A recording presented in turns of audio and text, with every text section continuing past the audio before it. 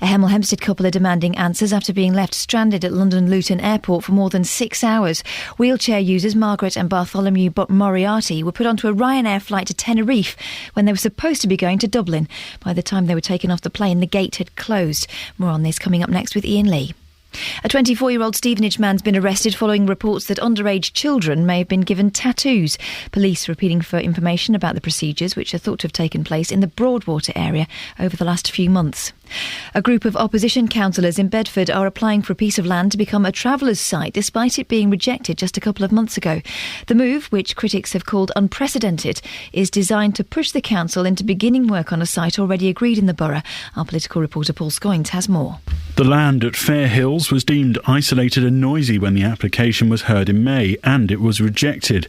The councillors, most of whom represent rural areas, submitted the application in the hope it would force the council to speed up its plans to build 14 pitches at Meadow Lane to the south of the town. This would, they say, make their rural areas better protected from illegal camps.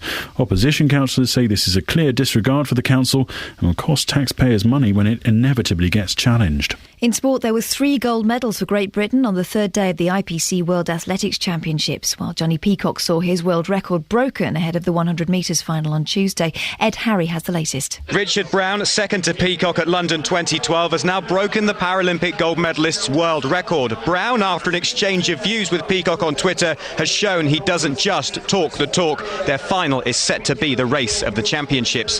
Hannah Cockcroft would love to have that kind of a rivalry. She dominated her 100 metres to complete the sprint double. Holly Arnold won javelin gold and Paul Blake his 800 metres. Finally, the weather very warm and humid with thunderstorms and a top temperature of 27 degrees Celsius. That's 81 degrees Fahrenheit. Get the latest news and sport online at bbc.co.uk/3 counties. Sorry. Happy new Royal Baby Day, Catherine. Thanks. And how are you celebrating? I've got 2 babies of my own. I'll be giving them a special cuddle. Cuddle? Special cuddle? Cuddle. You give them a special cuddle? A royal cuddle. Hang on a sec. My earphones aren't working properly. Go on, carry on. I've finished. Aww. Let's just say no one came out of that looking good, did they? Did they? Oh, thunderbolts and lightning, very, very frightening me. Wasn't it exciting? God's not happy it's a boy. No, God's furious. A boy! I wanted a girl! Morning, this is Iain Lee, BBC Three Counties Radio. Yes, big props to everybody. What does props mean? Can someone call in? I know that if you diss someone, you are disrespecting them. But what does props mean? Oh wait, 459 455 555. But yes, props to everybody who... and why am I saying props? Anyway, props to everybody who left their car windows open last night because they'd taken 2 very naughty children to a tiny science museum and then put them in... last night was a nightmare. Anyway, woke up, wet car, thank you. Lots coming up on the show this morning, and none of it will be about the royal baby. Oh no, hang on, all of it will be about the royal baby. With the BBC, what can I do? I tried on your behalf. Well, the Duchess of Cambridge has had a baby, in case you hadn't noticed, and it's on the front pages of all the papers, and scenes of celebration all around the world. Well, this morning I want to know, are you a grumpy so-and-so if you're not celebrating? Also be talking about the story of a disabled Hemel Hempstead couple who were put on the wrong flight. They wanted to go to Dublin. We'll hear what the company has to say. How difficult is it to travel with elderly and disabled people? And a group of councillors in Bedford have put a planning application in for a travellers' site because they say the council isn't doing enough to provide pitches. Well, do you think it's time for more traveller sites in Beds, Herts and Bucks? Facebook.com/BBC3CR. Send me a cheeky text, 81333. Start your text 3CR. Or you can give me a phone call, 08459 455 555. Across Beds, Herts and Bucks. This is BBC Three Counties Radio. Yay! I'm waving my tiny imaginary Union flag because the Duchess of Cambridge is spending the night in hospital in central London after giving birth to a boy. The new prince, who weighed £8 6 ounces, hasn't been named. I'm putting my money on Steve. Prince William, who's staying with his wife and son, said they could not be happier. The Prince of Wales said he was overjoyed to become a grandfather for the first time that he knows of. That's literally a sacking offence. Thousands of well-wishers celebrated outside Buckingham Palace, where a signed bulletin announcing the birth was put on display. These people at the palace said they wanted to celebrate the news. We got home and we put the news on and we saw that it happened about 15 minutes earlier. So even though the kids were in their pyjamas, they wanted to come down to the palace. So we hopped on the tube and here we are. We were at home, we were watching TV, and then we got so excited, so we drove over here super fast to come and see the framed announcement. We love Will and Kate. OK, I do ask this morning, if you're not celebrating the birth of the royal baby, are you a grumpy so-and-so? Is there something wrong with you? Both sides of the argument, please. Those who are shrugging their shoulders and those kind of people who jumped on the tube because the children were so excited. 08459 455 555. Well, I'm joined now by Kiki Hansard, who is a doula from Abbots Langley. She's helped thousands of women to give birth. Happy new Royal Baby Day, Kiki. Oh, yes, it's great, isn't it? It's wonderful news. It all sounded quite quick from an outsider's point of view. She went in yesterday morning, had a baby at 4 o'clock. For the first baby, that seems a bit fast. Yes, I have to agree with you. But then we don't know how well in labour she was when they did arrive yesterday morning. But yeah, it sounds like it went really well. I hope it did, yeah. Did you help anybody yesterday, Kiki? Were you busy down there? No, I didn't have any births that I was supporting yesterday, but I have been at the Lindo Wing before with clients. Oh, what's the Lindo Wing like? Give us a little description. Well, when I was there, it was before they refurbished, but still quite posh, I'd imagine. Well, yes, it wasn't bad. It was quite. What kind of facilities do they have there that perhaps you wouldn't get at your normal NHS hospital? What makes it so different? Well, most of the private hospitals would have something like a phone where you can ring for food and order room service, which you wouldn't normally get in an NHS hospital. Do most women want food? I remember my wife got very offended when I dared eat a cheese sandwich in front of her while she... Take that outside! Outside! Well, like you say, it's usually the husband that gets hungry, but women should eat in labour. It's not a bad thing, actually. Are the papers being a little bit intrusive? Because most of us, when our wives or whatever have babies, it's kind of quite a private thing. Saying that, we did have half of the Greek family out in the waiting room wanting to come in. But to know that the world's press is outside your front door, and to know that, I mean, it's the front page of every newspaper this morning, will that make things a little bit awkward for them, do you think? Absolutely. I think more than anything, women need privacy to give birth. So knowing that the whole world is waiting outside to hear the news must be overwhelming. But I think it was really nice that they left the announcement for a few hours, so they had that time together before, the onslaught of press and media. And if people aren't celebrating today, Kiki, Are they a little bit grumpy? Are they miserable? I think everyone should celebrating, definitely. You could say it's wonderful news. Kiki Hansard, a doula from Abbots Langley, thank you very much indeed. Well, Kiki thinks everybody should be celebrating. Listen, a new life coming into the world is, of course, fantastic news. Of course it is. It's a miracle. I know it's science, but it is a miracle. And if you've not experienced it yourself, if you're not a mum or a dad, it is the most amazing thing. Of course it is. But it's the most amazing thing when it happens to you. When it happens to someone else, you kind of, really? Is there something wrong with you? Are you a grumpy so-and-so if you're not celebrating the birth of the royal family? I'm keen to get both sides of the story on this. Maybe you're one of those ones that deliberately turned off the television last night. Oh, stuff this. I am not watching this. Because it was everywhere. And boy, oh boy, get ready for the next month. Or maybe you're like those ladies we heard earlier. You jumped on a train, went down to Buckingham Palace. There's a huge crowd outside Buckingham Palace. Why? They're not going to see the baby. 08459 455 555. Are you a miserable so-and-so if you're not celebrating the birth of this baby? Facebook.com/BBC3CR.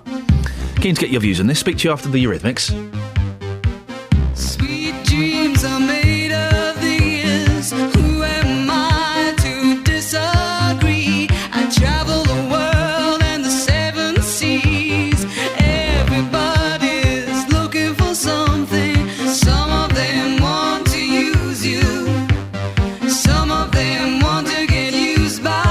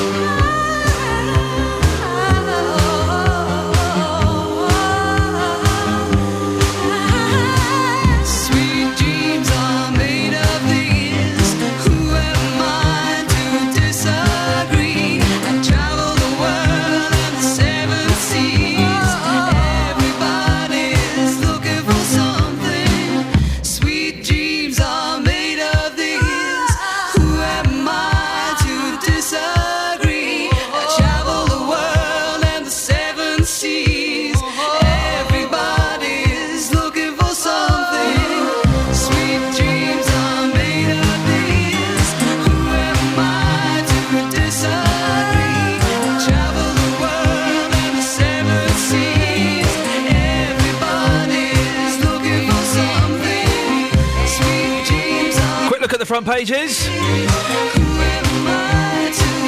There's a royal baby. That's it.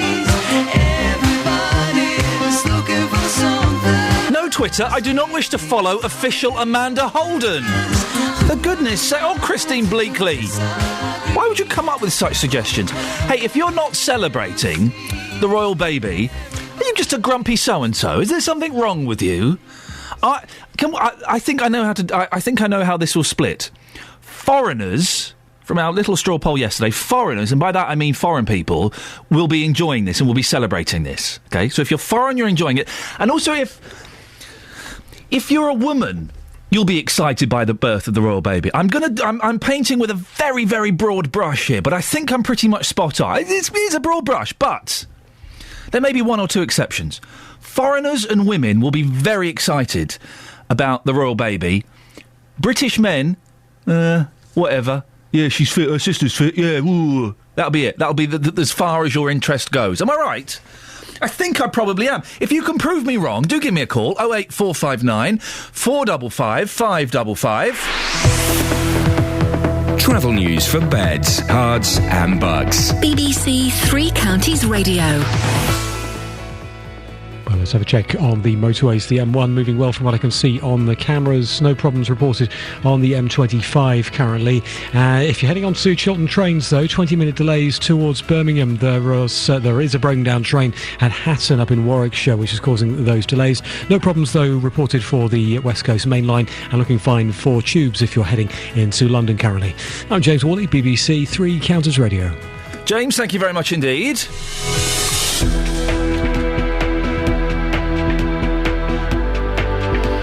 Morning, this is Iain Lee, BBC Three Counties Radio, 6:15, Tuesday the 23rd of July. Let's get your headlines. The Duke and Duchess of Cambridge and their newly born son have spent the night at St Mary's Hospital in London. A Hemel Hempstead couple are demanding answers after being left stranded at London Luton Airport for more than 6 hours. In sport, the Australian cricketer James Patterson will miss the rest of the Ashes series against England after suffering a stress fracture of the lower back. Coming up, so, you're travelling abroad, you've got some elderly members of your trip, you get on the plane first, they're going to be helped on by staff. But they don't get on. You get to your destination, they don't turn up. 08459 455 555. We'd love your stories of mishaps on aeroplanes, please. BBC Three Counties Radio.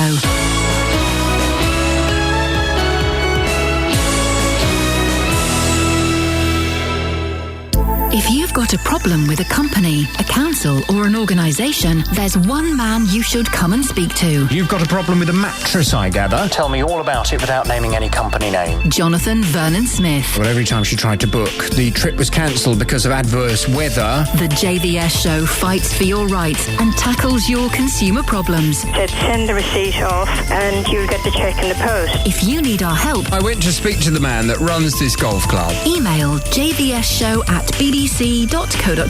I'm just very pleased that you've got the money. And we could do the same for you. Thanks ever so much, Jonathan. The JVS show on BBC Three Counties Radio. So, according to the according to the highly intelligent person that chooses our music, the next track should have been Amy McDonald, Mr. Rock and Roll. Oh dear, no. That got me thinking. What other songs have got rock and roll in? Oh, this one has, and it hasn't been played for ages. And you'll think it's rubbish when it starts, but you'll be singing along to the chorus. We built this city. We built this city on rock and roll. Built this city. We built this city on rock and roll.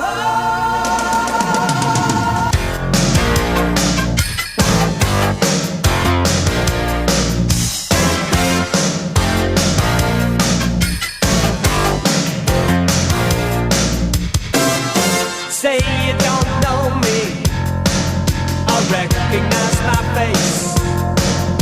Say you don't care who goes to that kind of place. Knee deep in the hoopla, sinking in your fight. Too many runaways, eating up the night. Marconi plays the mama. Listen to the radio, don't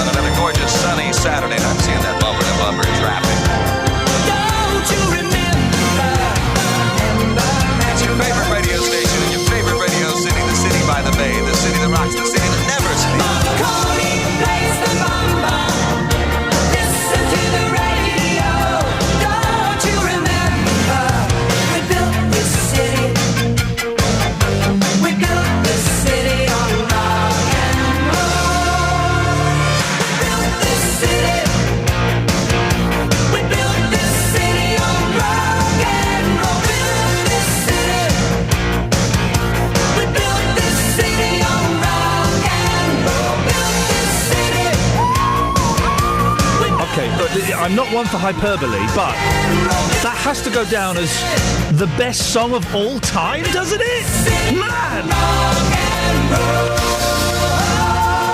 Wouldn't advise building a city on rock and roll. Very unstable foundations, but...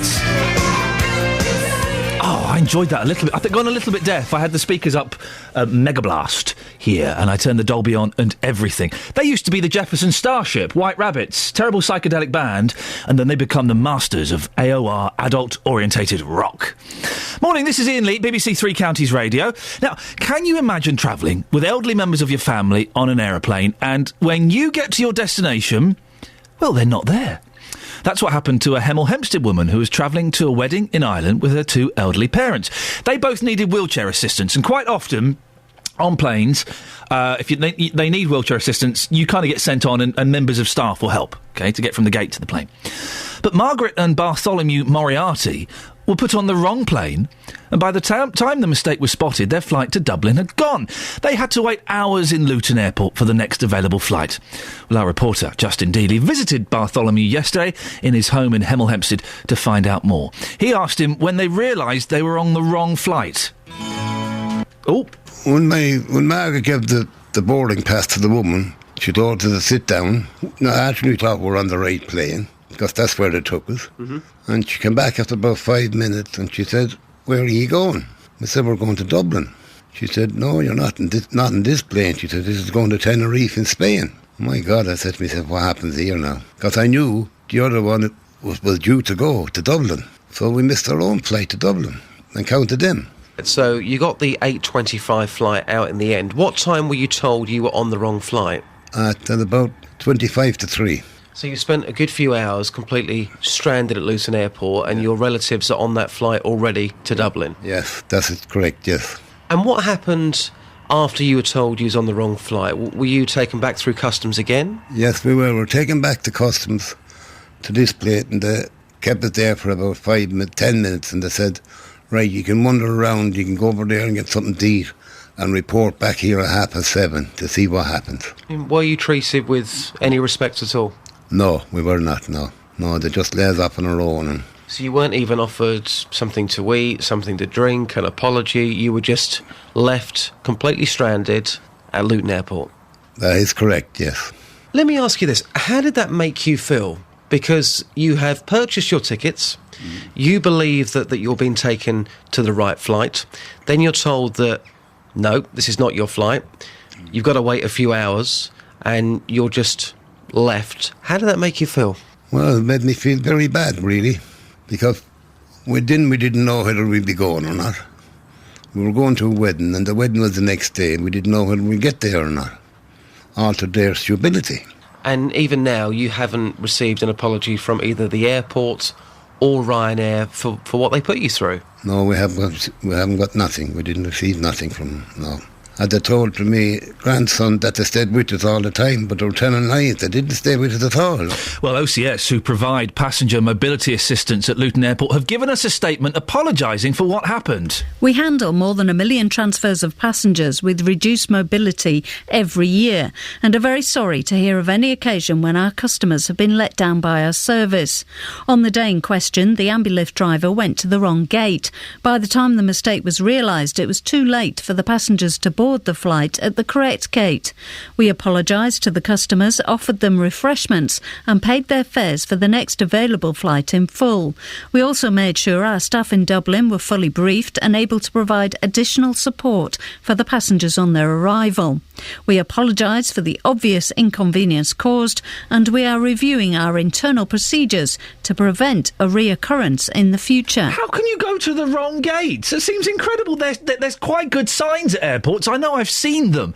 Well, Ryanair told us the wheelchair service at Luton is operated by the airport authority at great expense to the airlines. Please refer your queries directly to Luton Airport, who are responsible for this service. Iain McRae is editor of the Disability Now website. Iain, I've had to take my mum on who's in a wheelchair on a flight. It's hard work. What kind of difficulties do elderly and disabled people face when they're going on planes? Well, first of all, part of the problem is exactly that fact, that the airlines aren't accountable because they say, "Oh no, we don't provide the assistance," you know. it's down to the people who provide the assistance who need to talk to them. And the people who provide the assistance are not, immediately obvious. They're not sort of frontline people. But whenever we discuss this whole issue of travelling by air for disabled people, we get loads and loads of anecdotal evidence that people are just treated really badly. Assistance doesn't show up. If it does show up, it's terse or not particularly kind of customer friendly. Even quite in our terms, quite famous disabled people like Baroness Tanny Gray-Thompson, she says every time she travels by air, once her chair is when she's reunited with her chair, it's broken because she transfers out of the chair into a seat for the plane. People talk about not being able to use the toilet on planes just because there isn't any accessible toilet facilities on the planes. It's a night to be, and part of the fact is that you're actually putting yourself in these people's hands. So you, and as a visually impaired person, I would be doing the same thing. So you're constantly thinking, God, are they going to show up? How am I going to be dealt with when on my way to the plane? What's it going to be like on the plane and all that sort of thing? So you're putting yourself as a disabled person in these people's hands, and there is nothing that says they have to treat you like a human being. Quite often, the rest of the party are separated from the elderly or disabled people. Exactly. That doesn't... I remember that happened with my mum, and I kicked up a massive stink, and in the end I got to stay with her. But it doesn't seem fair, does it? Why should they be separated? Well, it's because we're not thought of as part of the... disabled people are not considered as part of the general travelling public. We're thought of as something different, something other. As we are in many other examples in society, and so they treat us like that. They say, "Oh, well, this is the best case scenario is a special, in inverted commas, arrangement." And actually, what there ought to be is fully inclusive travel arrangements for disabled people who you can just. All right, you may have to book it in advance.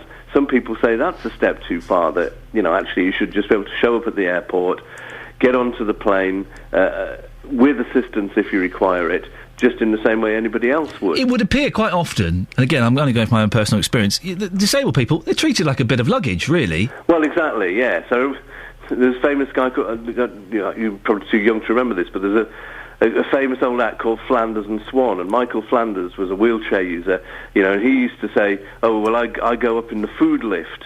And that's how they used to get him on board the plane. And it is because you're treated like this, like kind of lump of, as you say, either luggage or kind of meat or whatever, that they just have to get onto the plane.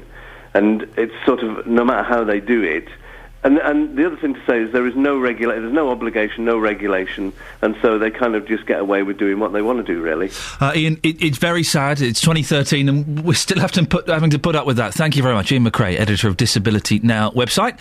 And later on in the show, we'll be speaking to Tina to find out exactly what happened to her parents. Travel news for beds, cards and bugs. BBC Three Counties Radio. Good morning. Things are looking reasonably clear on routes across the three counties so far today. The M1 is running nicely on the cameras as you go past Luton. It's a little slow on the A5 northbound past Dunstable toward the A505, not far from Leighton Buzzard. Things are clear though up toward Bletchley and Milton Keynes, and we're looking okay on routes down toward London as well. M25 is running reasonably nicely through the roadworks. On the trains, problems for Chiltern further up their lines, 20-minute delays Birmingham Moor Street to Leamington Spa and towards Stratford upon Avon because of a broken down train at Hatton. And Virgin trains have half-hour delays Birmingham International through to Birmingham New Street because of electrical supply problems. That could cause late runners coming through Milton Keynes, certainly for Virgin trains. And Chiltern services could be affected to and from London's Marylebone. At the moment, not a massive impact on the departure boards, though. Adam Glynn, BBC Three Counties Radio. Thank you, Adam. 6:31, News and Sport now. Here's Catherine. Across beds, hearts and bugs. This is BBC Three Counties Radio.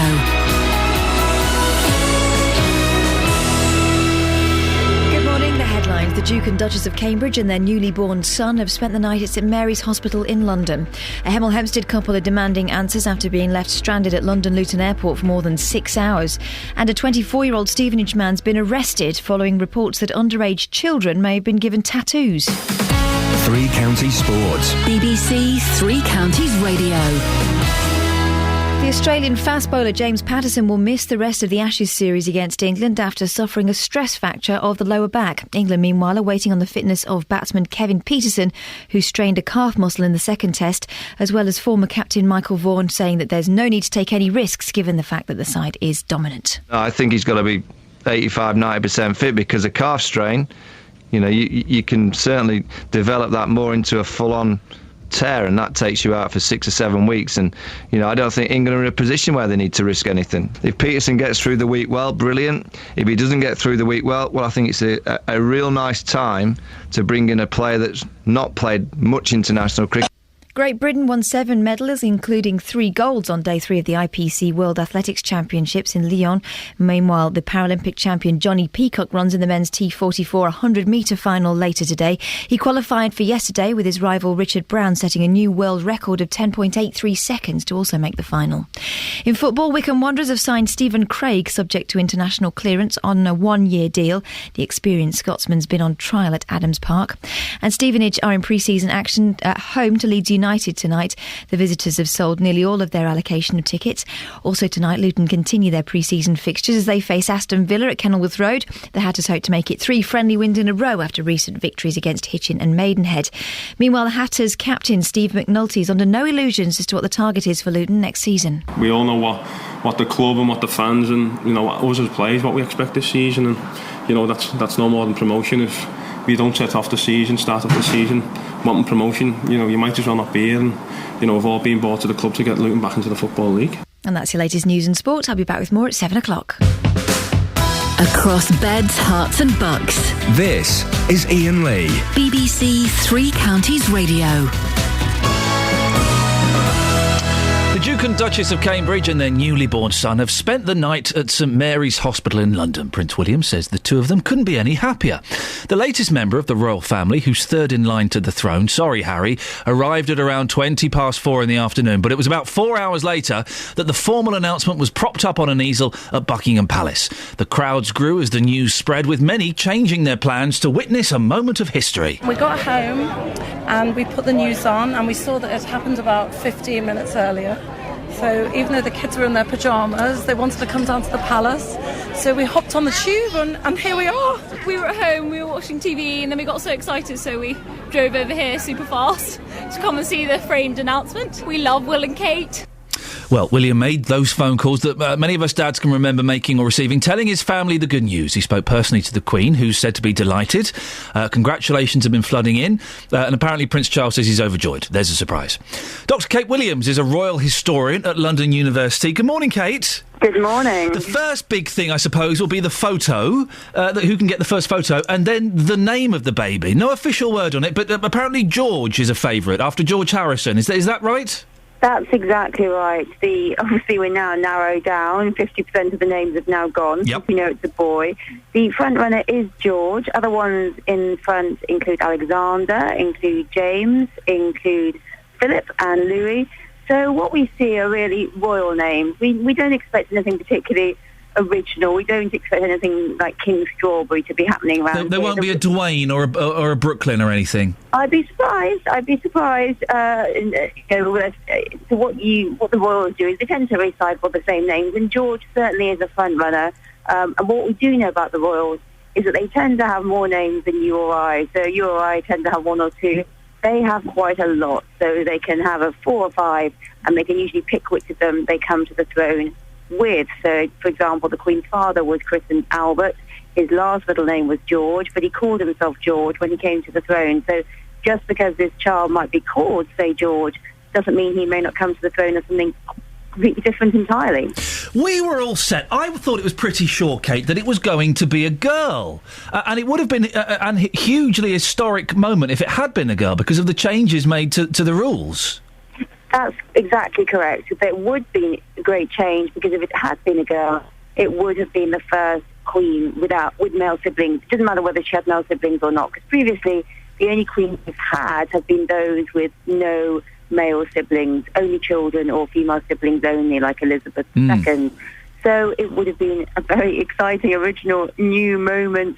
And that is now obviously no longer going to happen until perhaps this child himself has a child in 30 years' time, perhaps in the Lindo wing of Paddington. But there was a slight complication in the sense that this child is at present not just monarch of the United Kingdom, but also of the other Commonwealth states. And out of them, only three had ratified this law, and so there were more than a dozen had not, which raised the rather slightly confusing and difficult idea that perhaps the child might be agreed in the United Kingdom for it to be a girl, but not in the other countries. So certainly that legal problem is sorted out. Lots of the press yesterday were saying, well, this child will have a very normal upbringing. It won't be a normal upbringing at all, will it? Well, it'll be difficult because this child is the first one born into the media glare, if you will, the absolute glare of the 24-hour media, the internet, the citizen journalist, the camera phone, all of this kind of thing. This child is born into all of it. So it's going to be very difficult for the Duke and Duchess to give it a normal life. They're saying they're going to. Of course, we are expecting her to move back into her parents' house for certainly a few weeks after William goes back to Anglesey in a fortnight's time. So, that's obviously a very... So, sorry, she's moving back, Kate's moving back to her parents' house. Is that normal? The current thinking of what is going to occur, of course, she may change her mind, but William has 2 weeks paternity leave, as does every father in this country, and he's off back to Anglesey after that ends, and she will stay here, and it's very likely she will go to her parents' home in Bucklebury. That's the current to say. So, because obviously, let's remember, lots of the royal family aren't here; they'll all be in Balmoral. If people aren't celebrating the royal birth today, Kate, are they just being grumpy so-and-sos?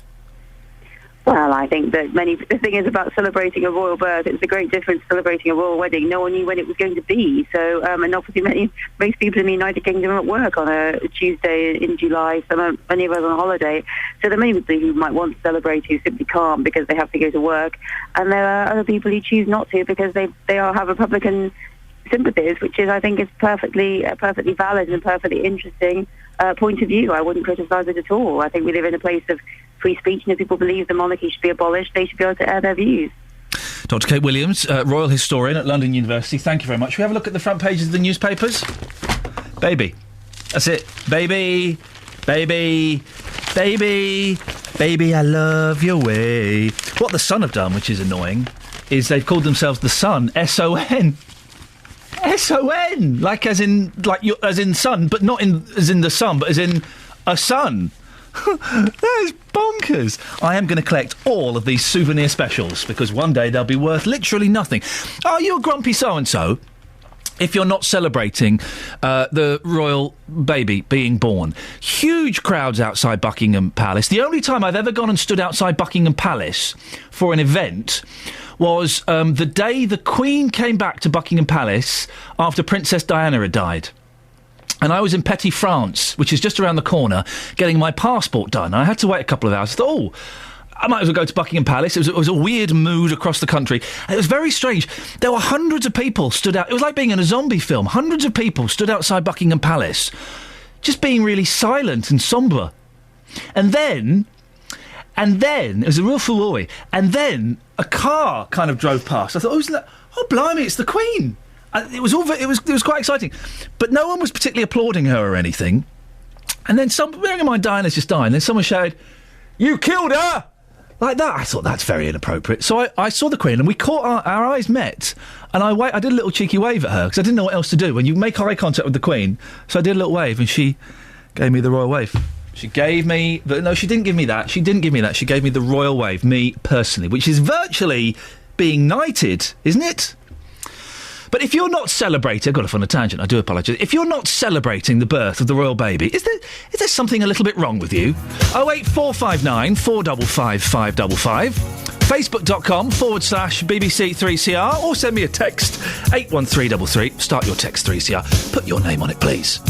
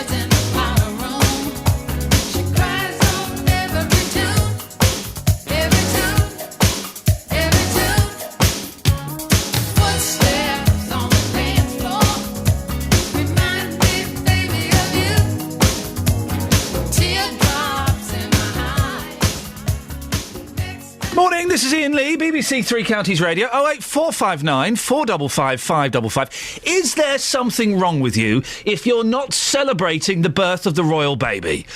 A few people on Facebook have been having their say. Facebook.com/BBC3CR. My heart always sinks a little bit when Paul Scoins walks into a room. There's more to that sentence. And he's only carrying a piece of paper and not a cup of wonderful coffee. Because we only love him for his coffee. Facebook.com and his generous wit. Facebook.com/BBC3CR. Colin Nelson says, I'm pleased any time a woman gives birth. That's generous. And mother and newborns do well. I just hope they're given a chance to enjoy being new parents away from media attention. Good luck with that. Frank says, Iain is only happy because his wife has told him to be. Normally, he's a miserable sod. He. What on earth are you talking... My wife wasn't very happy when she came home from work last night at 12:30 and I'd locked her out of the house. Don't read much into it, but... Here's the travel. Travel news for beds, cards and bugs. BBC Three Counties Radio. It's disruption on the trains causing problems this morning. Chiltern have got delays of up to 20 minutes. Birmingham Moor Street to Leamington Spa and Stratford-upon-Avon through to Leamington Spa because of a broken down train at Hatton. Looking at the departure boards though, and we have got a couple of cancellations, trains that were due to run through High Wycombe and down toward London. Services coming from Prince's Risborough. One has been cancelled around 8:15 this morning, I'm afraid. Virgin Trains have got a few late runners because of problems in the Birmingham area. Birmingham International to Birmingham New Street, they've got electrical supply problems. That means delays of up to half an hour on quite a few of their services. They are running a little bit closer to time as they go through Milton Keynes, but that's not really helping things much. The M25 anti-clockwise, slow moving from the M1 round to Kings Langley. Busy as you come past junction 16 at the M40. Routes into London so far this morning, along the A1, looking fine. Adam Glynn, BBC Three Counties Radio. Thank you very much.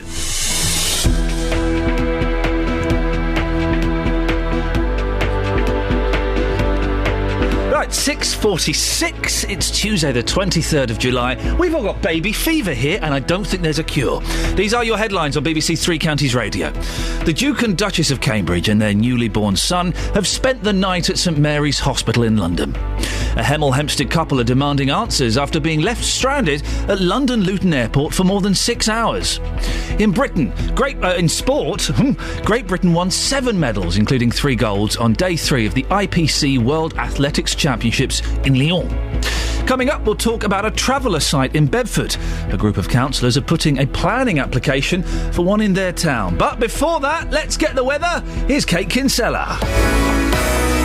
Beds, Herts and Bucks weather. BBC Three Counties Radio. Good morning. Well, I'm just looking at the satellite picture and the radar actually moving across all 3 counties, and it seems many of us getting some storms, and these are going to continue as we head through the course of the morning and will continue through the afternoon as well. Now, at the moment, they're kind of around West Hertfordshire, North Buckinghamshire, but very much moving through parts of Bedfordshire at the moment. So these, like I say, will continue. Thunderstorms, heavy downpours, and of course this rain is falling on very dry, hard ground, so it could lead to localised flooding. So much so the Met Office do have a yellow weather warning in place for heavy rain. Now, like I said, this is going to continue through the day and through the night tonight. Now, you'd think perhaps that behind these thunderstorms we may get a fresher feel. Unfortunately not. It's going to remain rather humid, rather sticky, with a maximum temperature later on today of around perhaps 26, 27 Celsius, maybe in local spots 1 or 2 degrees warmer than that. Now, as we head overnight as well, temperatures barely dipping down, or not dipping down too much. We're looking at a minimum temperature of around 17 Celsius. That's away from towns and cities. Inside built up areas, it is going to feel that little bit warmer, but the risk of localised flooding continues as this thundery rain continues right the way through to tomorrow morning, when eventually it will start to move northeastwards and behind it dry and brighter. Maximum temperature tomorrow around 26 Celsius. That's 79 degrees in Fahrenheit, and that's your forecast. Thank you very much. The Games of the 30th Olympiad in 2012 are awarded to the city of London. 12 months ago, Beds, Herts and Bucks went crazy for sports. But what happens when you're on?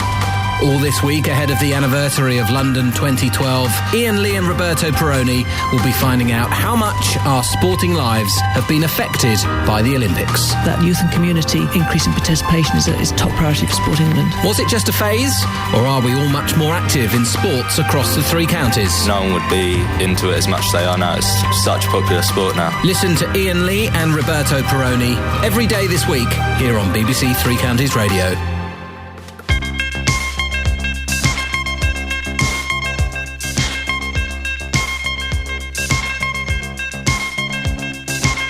We can dance if we want to. We can leave your friends behind. 'Cause your friends don't dance, and if they don't dance, well, they're no friends of mine. I say, we can go where we want to, a place where they will never find.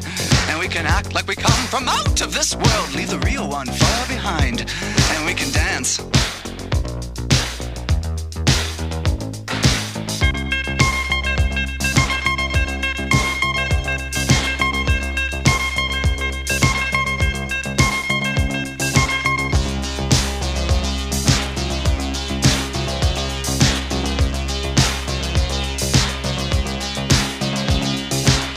We can dance if we want to. We can leave your friends behind. 'Cause your friends don't dance, and if they don't dance, well, they're no friends of mine. See, we can go where we want to, place where they will never find. And we can act like we come from out of this world, leave the real one far behind. And we can dance.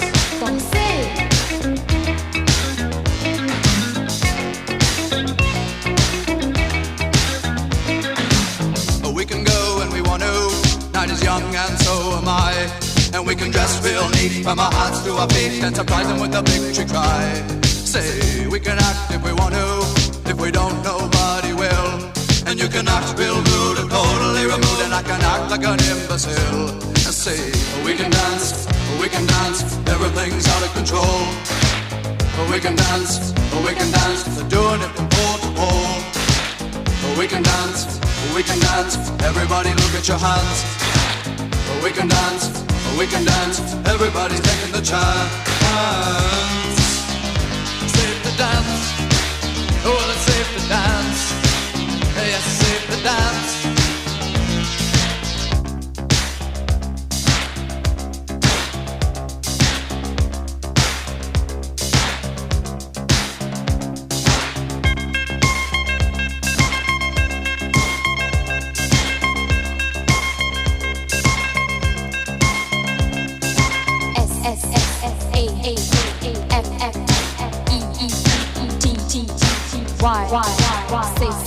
Say down, down, down, down.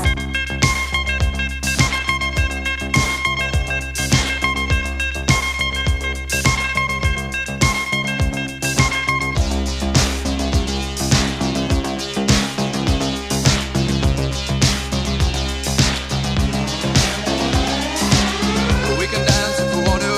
We've got all your life in mind. As long as we abuse it, never gonna lose it. Everything will work out right. I say we can dance if we want to. We can leave your friends behind. 'Cause your friends don't dance, and if they don't dance, well, they're no friends of mine. I say we can dance, everything's out of control. We can dance, they're doing it from pole to pole.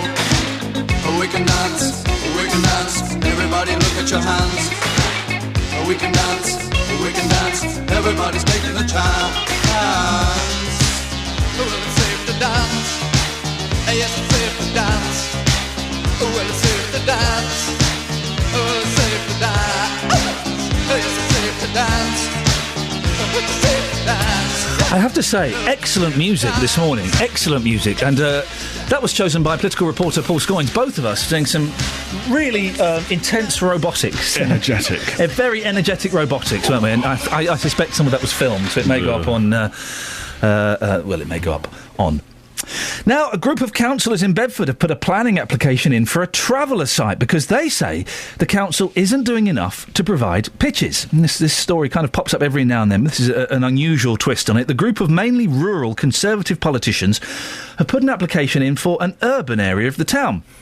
Councillors there are furious with the move and say the Tories are bringing the council into disrepute. Well, Paul Scoins, political reporter, joins me now. I'm confused here. A councillor putting in an application on council land? Yes. The opposition councillors have said this is unprecedented, and apparently it's legal. I'd not known. Apparently, I could put in a planning application in on your house. Whether or not it would be accepted or not, of course, is one thing or another, but it's legally able to do that. Anyway, this site was the subject of a planning application for a Gypsy and Traveller site in May. This is at the Fair Hills area, just off Paula Radcliffe Way, that bypass. Sorry? Paula Radcliffe Way. What, after the lady? After the lady, yes. Wow. She used to train in Bedford. Wow, and they gave her a street. Anyway, that was rejected in May because of it being isolated and noisy, according to the committees. And now these Tories and an independent councillor want to resurrect that application. Why? Well, I've spoken to them, and they say that there are concerns that the 14-pitch Meadow Lane site, which is, if you like, the main Gypsy and Traveller site earmarked for Bedford, which was agreed in December, isn't being built. They say that it's the council are dragging its heels on this, and they say that by doing that, as we've spoken in the past about areas like central Bedfordshire, they've put through a large number of Gypsy and Traveller sites, and their reckoning for that is if you have a lot of official pitches, it's very difficult for unofficial, if you like, illegal pitches to turn into legal pitches. So you can't just buy a piece of agricultural land, build, put some hardcore down on it, and then turn it into a site. What the council says, what these councillors, what they say is that this, by doing nothing at Meadow Lane, it leaves the door ajar for an application on agricultural land to be made, i.e. perhaps in their constituencies, and if a council isn't meeting its requirement, it makes it much harder to refuse. And this is a site very much on the sort of edge of the town rather than right in the deep countryside. So is that why the local councillors are objecting? Well, they say no. They say it may well be their ward area, but they say that the area of Fair Hills by the bypass is wholly inappropriate. They say that it's dangerous, isolated, noisy. These are Labour councillors, by the way. These are Labour councillors who live in the area. And they say that nobody would want to live there, and those are the grounds that they're objecting, not because it's just in their ward. And the council? Well, they've sent us a statement, and they will be coming on the programme later on, but they say that it's been clear for some time that Meadow Lane is its preferred site in which to deliver additional pitches for gypsies and travellers. They say there are some issues that still need to be resolved, including noise, odour and drainage before building can take place. However, they say with the planning permission in place, and that was agreed, as I say, at the end of last year, the council can very clearly meet the assessed need of 14 additional pitches by 2017. They say also with a pitch site up towards Kempston, that would take them up to around 2021. So that should provide enough pitches for the next sort of 9 years or so. Quite often a long process. What happens next? Well, what happens next is this application goes in. It will become live. It's currently not on the portal I could find yesterday. Every council's got a planning portal. You can go and search what your neighbour's doing with their, a website, that kind of stuff. A website. It's called, the technical terms of portal, is it? Yes. Okay. Yes, it is. Sorry. It's a planning website, really, shouldn't it? But anyway, that will eventually come back to the planning committee. That should be a lively meeting where you've got some of the councillors who are actually on that committee in some cases. These meetings about travellers and gypsy sites always do get quite feisty, don't they, as one might imagine? Yeah, they do, especially when members of the public turn up and in volume as well. So I would expect that one to have the same situation there. That will then either be approved or rejected, and if it's rejected, it could be appealed. The thing is, this council, Bedford Borough Council, put in an application for this land in May, and that was rejected. The council can't appeal its own decision, but these councillors could appeal it, if you see what I mean. Does that make sense? It kind of does. So what it means is that these councillors will push in an application. If it gets rejected, they'll appeal it. Council taxpayers' money will fight their own councillors' appeal. Paul Scoins, thank you very much. It's very complicated as these things often are. If there's a Paula Radcliffe Way, can we have a Paul Scoins pass? That can't be done. Thank you very much. Travel news for beds, cards and bugs. BBC Three Counties Radio. Traffic's slowing up on the A1M. It's looking busy southbound from Junction 8 at Hitchin towards 7 at Stevenage. If you're continuing along the A1 in toward London, that's now slowing from Barnet Bypass round Stirling Corner down toward Apex Corner. Everything quite busy on the M1, southbound from junction 11 at the A505 toward 10 for Luton Airport. Anti-clockwise M25 is slow from the M1 round to Kings Langley, then again as you come past the M40 at junction 16, though on the M40 this morning, no problems reported. Trains, Virgin, 30-minute delays. They've got electrical supply problems between Birmingham International and Birmingham New Street stations. It's been caused by lightning strikes there, and that's causing a few late runners coming through Milton Keynes and toward London. Chiltern have got 20-minute delays as well. This is a broken down train at Hatton. It's mainly affecting them off through Warwickshire and up toward Birmingham, but a few late runners and cancellations into London as well. Adam Glynn, BBC Three Counties Radio. Adam, thank you very much indeed. In the next hour of the show, are you a grumpy so-and-so if you're not celebrating the birth of a new royal baby? Here's Catherine. On FM, AM, online and digital radio. This is BBC Three Counties Radio.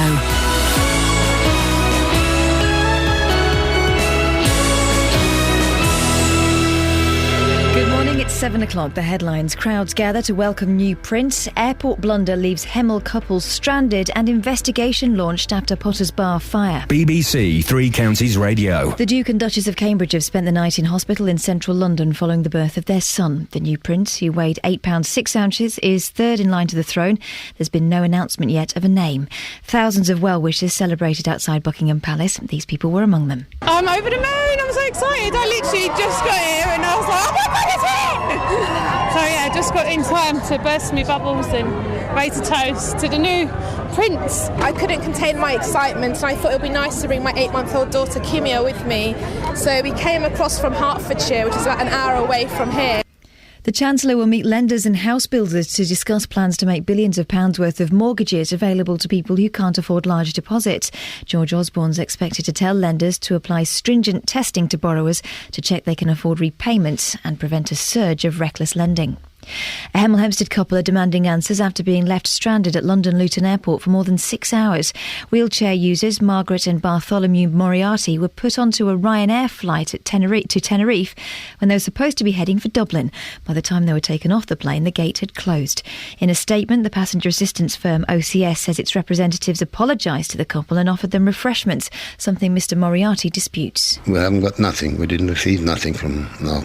Had they told to me grandson that they stayed with us all the time, but they were telling lies. They didn't stay with us at all. We were going to a wedding, and the wedding was the next day, and we didn't know whether we'd get there or not. Altered their stupidity. More on this coming up next with Iain Lee. An investigation's been launched into a fire which led to the closure of the M25 through Hertfordshire last night. Traffic was diverted away from junction 25 while firefighters tackled the blaze in several garages and workshops at Bentley Heath near Potter's Bar.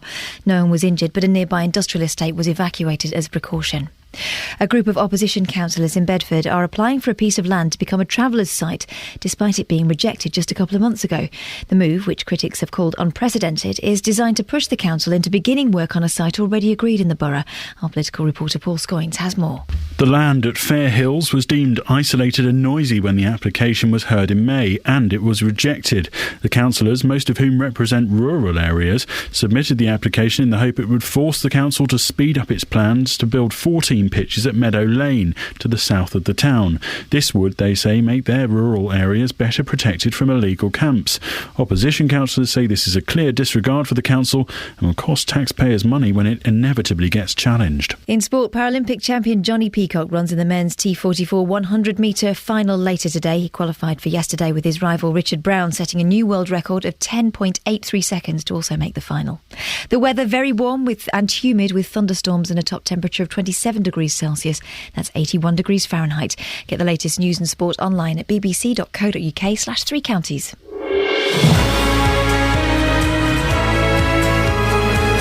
Did you get the thunder last night? Oh, it was good. It was a proper, very crisp, clear cracks of thunder. God is not happy it's a boy, yeah? The mighty has spoken. You worship your earthly kings and queens, but they mean nothing in the kingdom of heaven. Morning, this is Iain Lee, BBC Three Counties Radio. Keen to hear from you this morning. The Duchess of Cambridge has had a baby. I know. It's on the front pages of all the papers, and there are scenes of celebration all around the world. Well, today I want to know, are you a grumpy so-and-so if you're not celebrating? Talking more about the story of an elderly Hemel Hempstead couple who were put on the wrong flight at Luton Airport.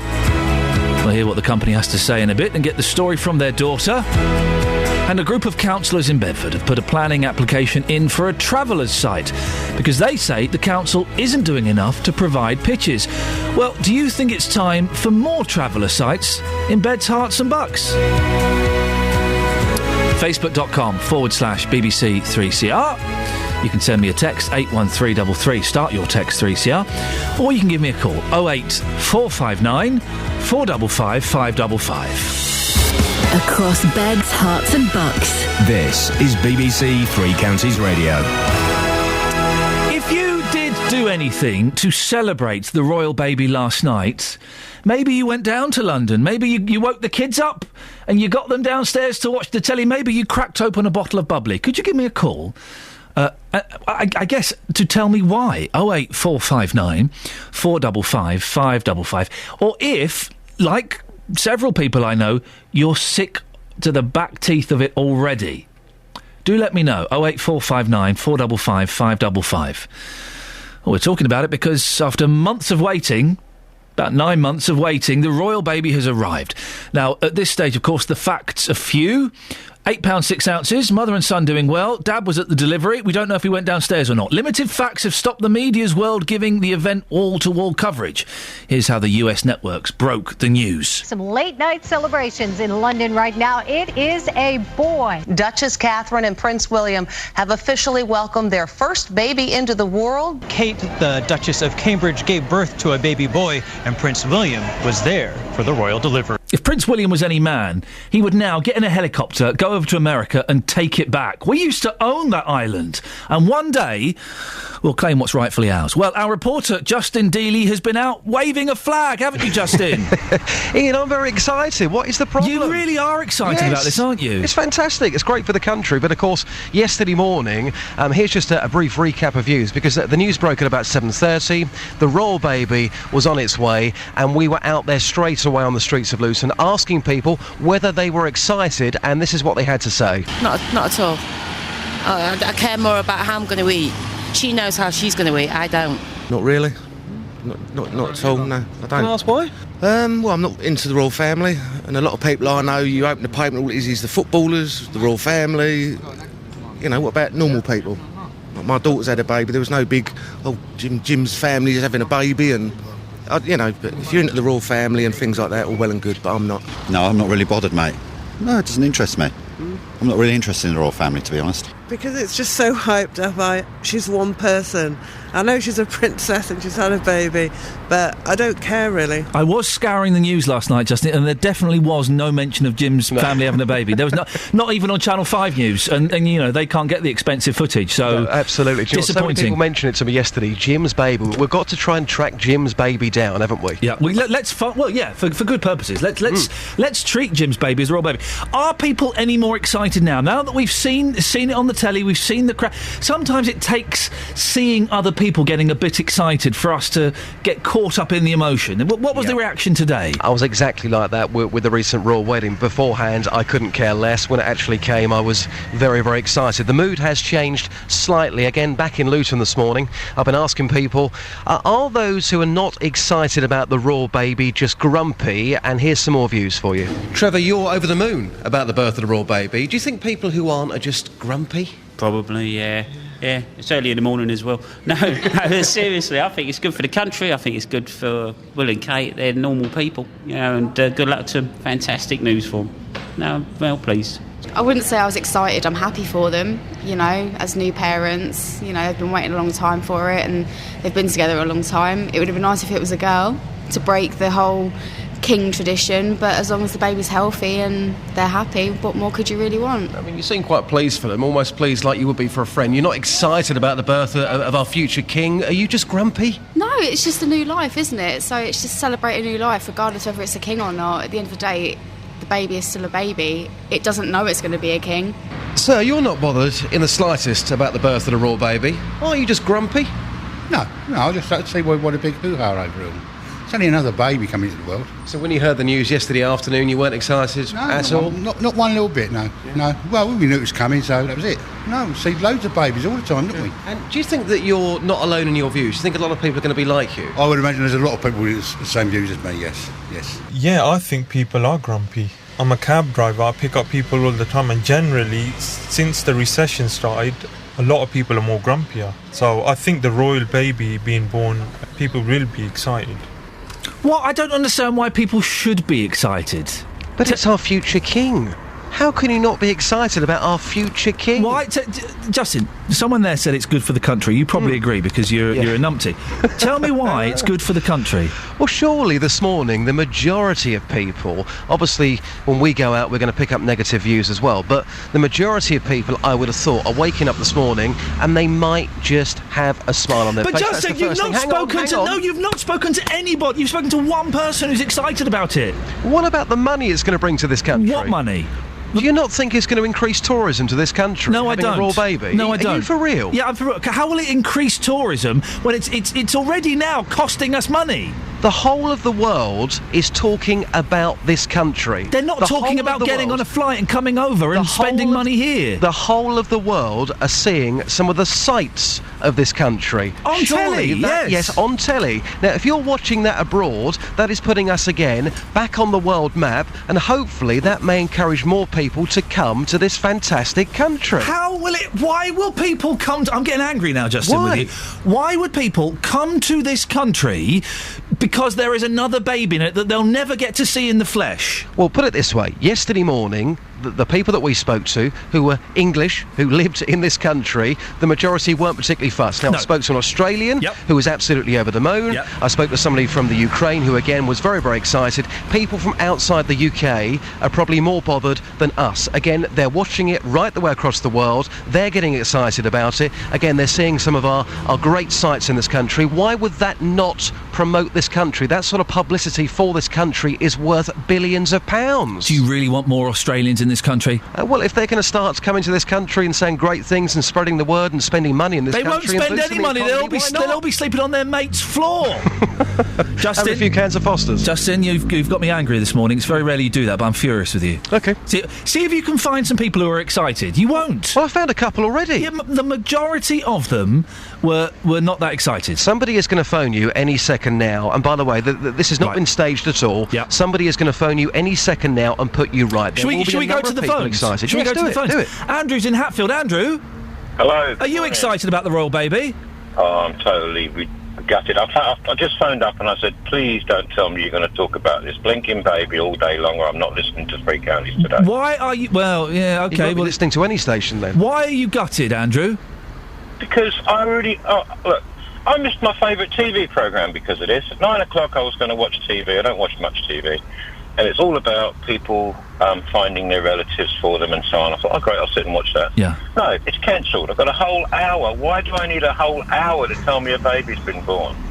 He makes a good point, Just. He does make a good point, but come on, this is our future king. Surely that's more important than a 1-hour TV programme. All the news bulletins, and I bet this at our programme last night, all they were doing yesterday was guessing. It was people stood outside a building, they weren't allowed in, guessing. Look at this, page 17 of the Daily Mail. On the BBC 6 o'clock news, royal correspondent Nicholas Witchell summed it up by saying, to be honest, we have no news and no idea what's happening.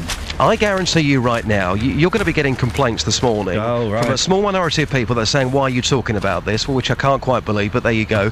If you weren't talking about this, trust me, the phone lines would be a meltdown. People saying, why on earth aren't you talking about the royal baby? You're wrong on this one. No, I'm not. You are wrong. I'm right. Justin Daly, we'll speak to you later on. We're joined now by Erica Thompson, who is an independent midwife. Erica, are you excited? Of course, yes. Why? Because a new baby's being born, and that's always exciting. It is always exciting. It's one of the great gifts, the cycle of life, and it's wonderful. But I find it very hard to be excited because it's a royal baby. Well, I'm always excited. Are you always excited? Does it, as a midwife, do you ever get bored of seeing those things pop out? Never, absolutely never. Each and every time, it's like being it's a miracle. You're around a miracle every time it happens. It's phenomenal. I just see the baby come out and I think, how on earth does that happen? Duchess went into labour at 6 a.m. yesterday. It was all done by 4. For a first baby, that's quite speedy, isn't it? Yeah, she did really well, but then she's a young and fit and healthy woman. She's well fit, yeah. She's a fit young lady. No, I mean, she's a fit young lady. My mum has said, she hasn't got childbearing hips. I know, I think every woman's got childbearing hips. Okay, so that's a bit of a myth then, is it? Yeah. £8.6, is that a good weight? Yes.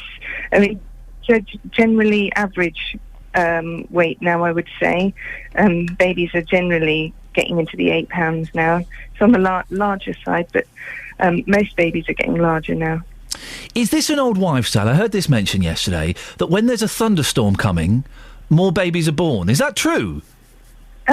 Well, yes, same with full moons. I think there was a full moon around about this time, was there?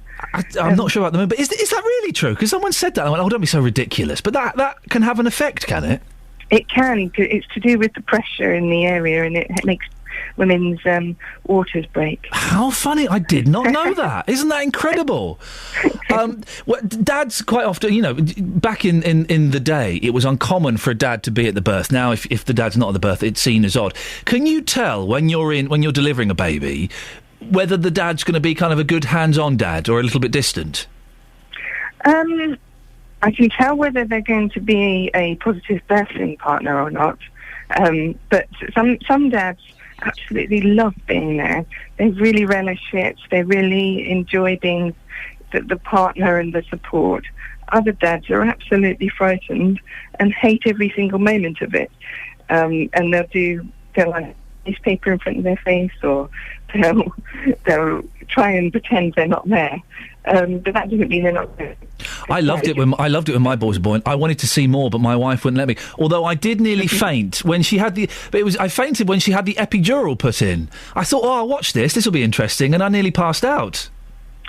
Yes, that bit was horrible. That's not uncommon. We normally try and keep the dads on the other side of the town. Erica, listen, nice to talk to you. The line's breaking up a little bit, so we'll end it there. Erica Thompson, independent midwife. Well, she's excited, but because that's her job. Am I being a little bit grumpy? Is Justin right? Basically, the show is there is a white line drawn down the middle of this show.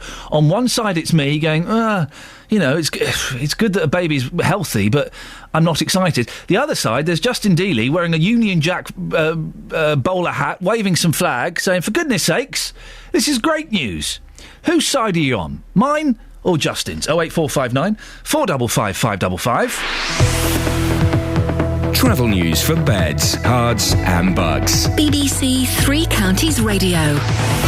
The A1M southbound, heavy traffic as you come from Junction 8 at Hitchin towards 7 at Stevenage. It's slow as you continue into London through Boreham Wood from Stirling Corner toward Mill Hill Circus. The M1 looking quite busy from Flitwick at Junction 12 toward Luton Airport at Junction 10. Markgate and the A5 southbound, that's a little bit slow as you go past Lynch Hill at the B4540.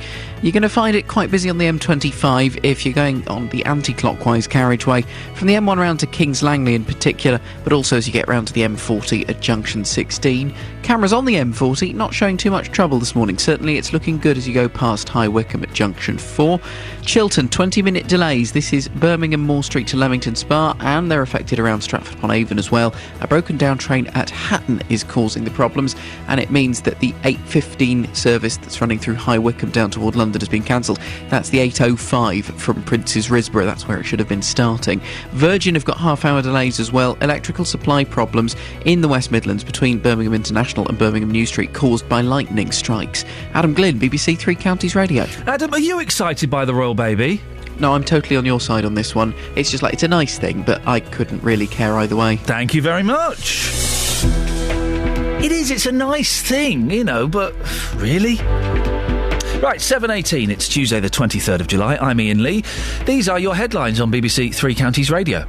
The Duke and Duchess of Cambridge have spent the night in hospital in central London following the birth of their son. A Hemel Hempstead couple are demanding answers after being left stranded at London Luton Airport for more than 6 hours. In sport, the Ashes agony continues for Australia as one of their key bowlers has been ruled out of the rest of this summer's series against England. Coming up, we'll have more on the story about an elderly couple who were put on the wrong flight. Their family didn't know until they arrived in Dublin, and Mum and Dad weren't there. BBC Three Counties Radio.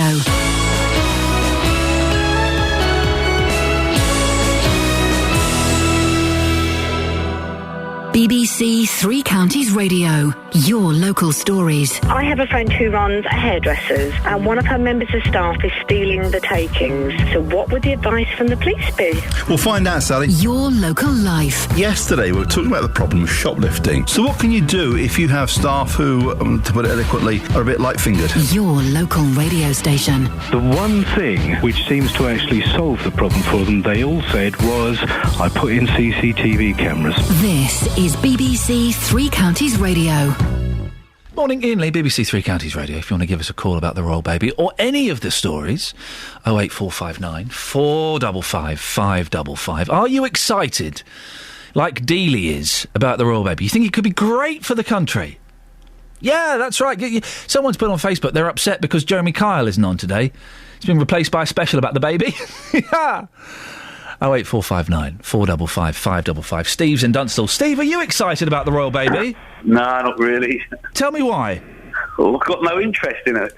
Might have about 40 years ago when things were different, but people are not interested anymore. Anyway, as far as I'm concerned, it's just a money-grabbing opportunity for the country to make money. Nobody really cares about the royal family. They're just more interested in tourism and people spending the money. So, But some people would argue, including Justin Dealey, who's really getting on my nerves this morning, that's great for the country. We want people coming in and spending money and staying in hotels and buying memorabilia. yeah, but it's a bit false, isn't it? I mean, at the end of the day, if you really like the royal family, you wouldn't be sort of saying things like that, would you? At the end of the day, they're just a glorified circus act now, aren't they? They just bring money into the country. We're that poor, we've got to rely on the royal family for tourism. You know, at the end of the day, I'm not interested anyway, so... Steve, you surprise me, and we've discussed, several topics in the past, and I thought I had you pretty sussed out. You're not a royal family fan? No, it's all old that now. The problem is we're scrimping and scraping and we're getting poorer by the day, and at the end of the day, it's nice for them to have a baby, of course it is, and everything else, but that's the problem. If we was all doing well and everything else, I should imagine more people would be a bit more happier. But when you see people like someone else said earlier, footballers, millionaire, and the BBC getting payoffs for millions of pounds, and people down on the ground, we don't get that. Once we get the sack or get the boot, that's it, mate. You don't get no payoff. So you're jealous? Well, it's not jealous. It's just the fact we've got other things to worry about without someone popping a baby out. Steve, thank you very much. Diane, are you excited about the royal baby? No. Well, I'm happy for them. Yep. I really am happy for them. But I'm putting the other side that what about the people who can't have children? I personally, for circumstances, I can't have children. And it's too late. I can't do IVF. But everywhere I've been going yesterday is about the baby. Now, it's jealousy on my side, I'm admitting that, because I'd love to have one. So it's not just... I am really pleased, I'm glad, I think they're a lovely couple, but it's that side everywhere you go, on TV, radio, everything. It's quite upsetting. There's not only me around, lots of other people, when you put the telly on, when you've spent your time avoiding it. So how hard is it then when you see the royal couple celebrating and you see all the talk about this? Does it really hurt? Yeah, it really does. Really does. How do you have your friends had children? Yes, I've got. I've sort of partly adopted mentally my best friend's daughter, but it's circumstances that happened sort of 10 years ago, and it's due to certain medication that I can't carry, and it's too late now. I'm sort of in that age where they class it as past it, even though mentally I'm not, and I've got a lot of regrets from earlier, but I'm really happy. I think they're a really nice couple. I like watching royal things, not to too much extent, but everywhere I go, like yesterday was on Waiting for the Baby, and I found myself going, for goodness sake, everywhere, just let them get on with it and have privacy. But that was me, the hurt, which I didn't realise that I could be so emotional about. Diane, I can hear the emotion in your voice. Thanks very much for coming on. 08459 455 555. Are you being grumpy if you're not excited by the royal family? It's on the front page of all of the newspapers. The Daily Mail. Oh boy, one's a grandpa. The Times. Welcome to the world. Welcome to my world. Won't you come on in? The Guardian. A birth, a boy, a prince, a king. The Daily Telegraph. It's a boy. The Independent. Cameron retreats in war on internet porn. Oh, hang on a second. What? David Cameron was in retreat last night from his plan. Oh, OK. The Express. It's a boy and the Sun have called themselves the Sun, S-O-N. Matt's in Luton. Matt, are you like me, a bit bored of this already? No, I ain't like you, mate. You're a disgrace, you are. Sorry? You're a disgrace. Why is that, sir? You should be proud. Proud of? Just think, who was his mother? Who was William's mother? Lady Diana done more for this Princess country. Diana, yes. Yes, done more for this country than anybody else. What, ever? Yes.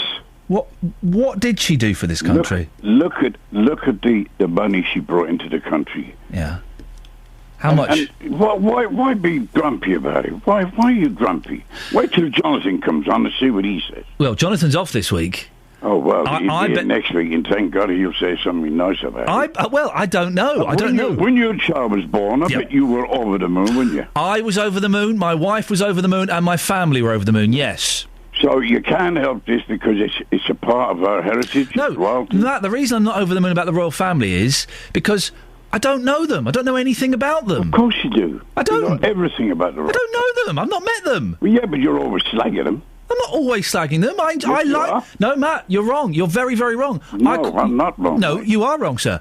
I quite like the royal family. Well, you don't sound it. I just cannot get excited about their baby. Why not? Because it means nothing to me. I'd get excited about your baby if I met you and I knew you and I had seen you on TV. I'd say, oh, that's great news. He's had another child. That's great news. Yeah. Okay. Well, it's a good point. Well, what are you doing? It's a shame, really, that we should be celebrating things like this. What are you doing, Matt, to celebrate the baby? Well, I'll raise a pint to the baby this afternoon. Yeah, good lad. Get stuck in there. Let's all get drunk. Yeah, why not? Why not? There we go. That's how we're going to celebrate the baby. We're going to get drunk. 08459 455 555 is the telephone number. If you want to give us a call about that. Am I just being grumpy? Now, this morning we're talking about the ordeal suffered by a Hemel Hempstead couple who were left stranded at Luton Airport for more than 6 hours. Margaret and Bartholomew Moriarty needed wheelchair assistance to get on the Ryanair flight to Dublin. But they were put on a flight to Tenerife by mistake, and by the time staff realised and took them off, their flight to Dublin had gone. Well, their daughter, Tina, got on the original flight, not realising her parents weren't on board. Tina joins me now. Tina, you were travelling to Dublin. What happened? Why were you separated from your parents? Unfortunately, because of the health and safety, they wouldn't allow me to travel with my parents, which I've never, ever had before. This is because they needed wheelchair help to get onto the plane, is that right? Yeah, there were five people in wheelchairs going on the same flight to Dublin. Yep. So you get on the plane, you go and put your luggage in, and you sit down, and you're all ready to go. No, I actually asked before I got on the plane. Yeah. I asked what wheelchair assistants were at the front or the back of the plane. They said the back. So I got on the back of the plane.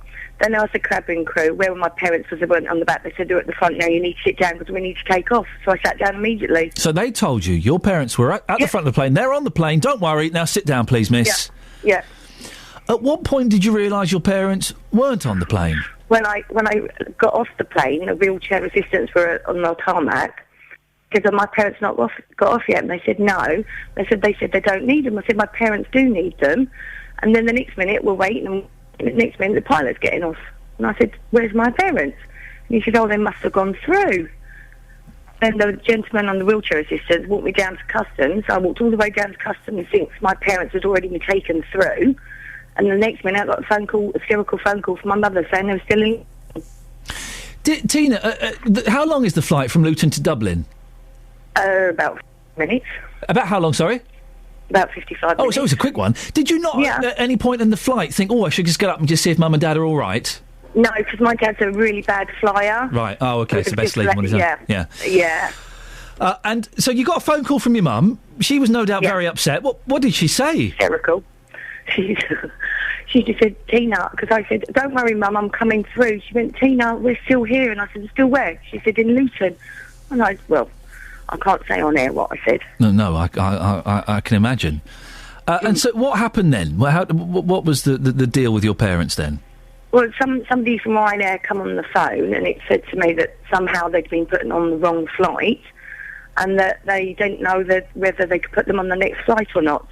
So I've gone running to the Ryanair desk at Dublin when I landed, and they were like, well, you need to phone Luton. And I'm like, no, you need to phone Luton. You've lost my parents. And then they phoned Luton and said, yeah, unfortunately, they've been put on a flight to Tenerife. I'm laughing because it's so ridiculous. It's funny now, but it seriously wasn't funny at the time. No, of course it wasn't. I'm trying to think how I'd feel if it was my mum, and I would be when they're both not very well people. No, of course not. And so they finally got on the plane to Dublin. How many hours later? 5.5 hours later. Man alive, what a worry. They The turned up. thing is, they didn't even look after him at Luton Airport. They just left him. And how old are your parents? My dad's 72 and my mum's 70 in August. Oh, that's no good at all, is it? No. Are they all right now? Have they recovered? They are now, but obviously it's still quite stressful for them. Yeah, I bet. And what have Ryanair or Luton Airport said? Nothing. They haven't even acknowledged my letter that I've complained I wrote to the Luton Airport, and then I wrote to Ryanair as well. Well, Tina, listen, I appreciate you coming on and telling us your story. We'll stay in touch if that's okay, to see if they do say anything. And lots of love to Mum and Dad, and I hope they're okay. Thank you. Tina, thank you very much indeed. In a statement, Ryanair's Robin Keeley said the wheelchair service at Luton is operated by the airport authority at great expense to the airlines. Well, the service at Luton Airport, who are responsible for this service, gave us this statement. We handle more than 1 million transfers of passengers with reduced mobility every year and are very sorry to hear of any occasion when our customers have been let down by our service. On the day in question, the Ambilift driver went to the wrong gate. By the time the mistake was realised, it was too late for the passengers to board the flight at the correct gate. We apologised to the customers, offered them refreshments and paid their fares for the next available flight in full. Travel news for beds, cards and bugs. BBC Three Counties Radio. Baldock Road, the A507 in Buntingford. We've had a call from Bob. A lot of surface water this morning between the A10 and Warren Lane in Baldock. So it's looking a bit like a bit of sprays being kicked up as people make their way through there.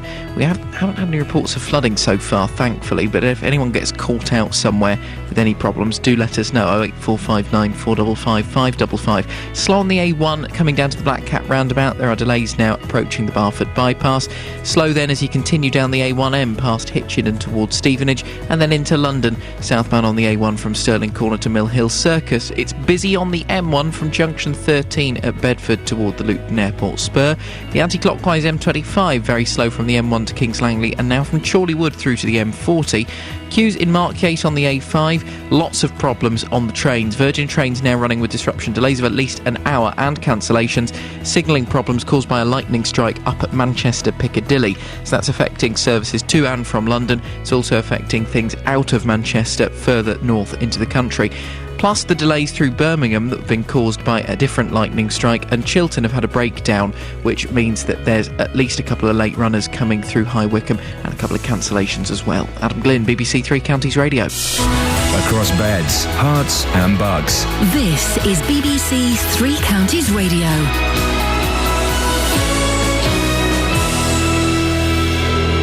With the 7:30 headlines, I'm Catherine Boyle. The Duke and Duchess of Cambridge have spent the night at St Mary's Hospital following the birth of their son. A Hemel Hempstead couple are demanding answers after being left stranded at London Luton Airport for 5.5 hours. And an investigation's been launched into a fire which led to the closure of a section of the M25 near Potter's Bar last night. Three Counties Sports. BBC Three Counties Radio. More problems from the Australian cricket selectors ahead of next week's third Ashes test against England. Fast bowler James Pattinson will miss the remainder of this summer's series after a scan showed he has a stress fracture in his lower back. Cricket Australia say there are no plans to bring in a replacement. The former England captain Michael Vaughan is confident that England will add to their 2-0 series lead. If they come out of the next 3 games with some kind of credit, if they can get a couple of them to be close like Trent Bridge, great. I've got a real fear that it might be very similar to Lords for the next 3 matches if we're not careful. And Barcelona have told Manchester United that Cesc Fabregas is not for sale after the Premier League champion submitted a second bid in a week for the midfielder. Meanwhile, the future of United striker Wayne Rooney continues to be in doubt after Chelsea placed an offer for his services last week. Wycombe Wanderers have signed Stephen Craig, subject to international clearance on a 1-year deal. The experienced Scotsman's been on trial at Adams Park.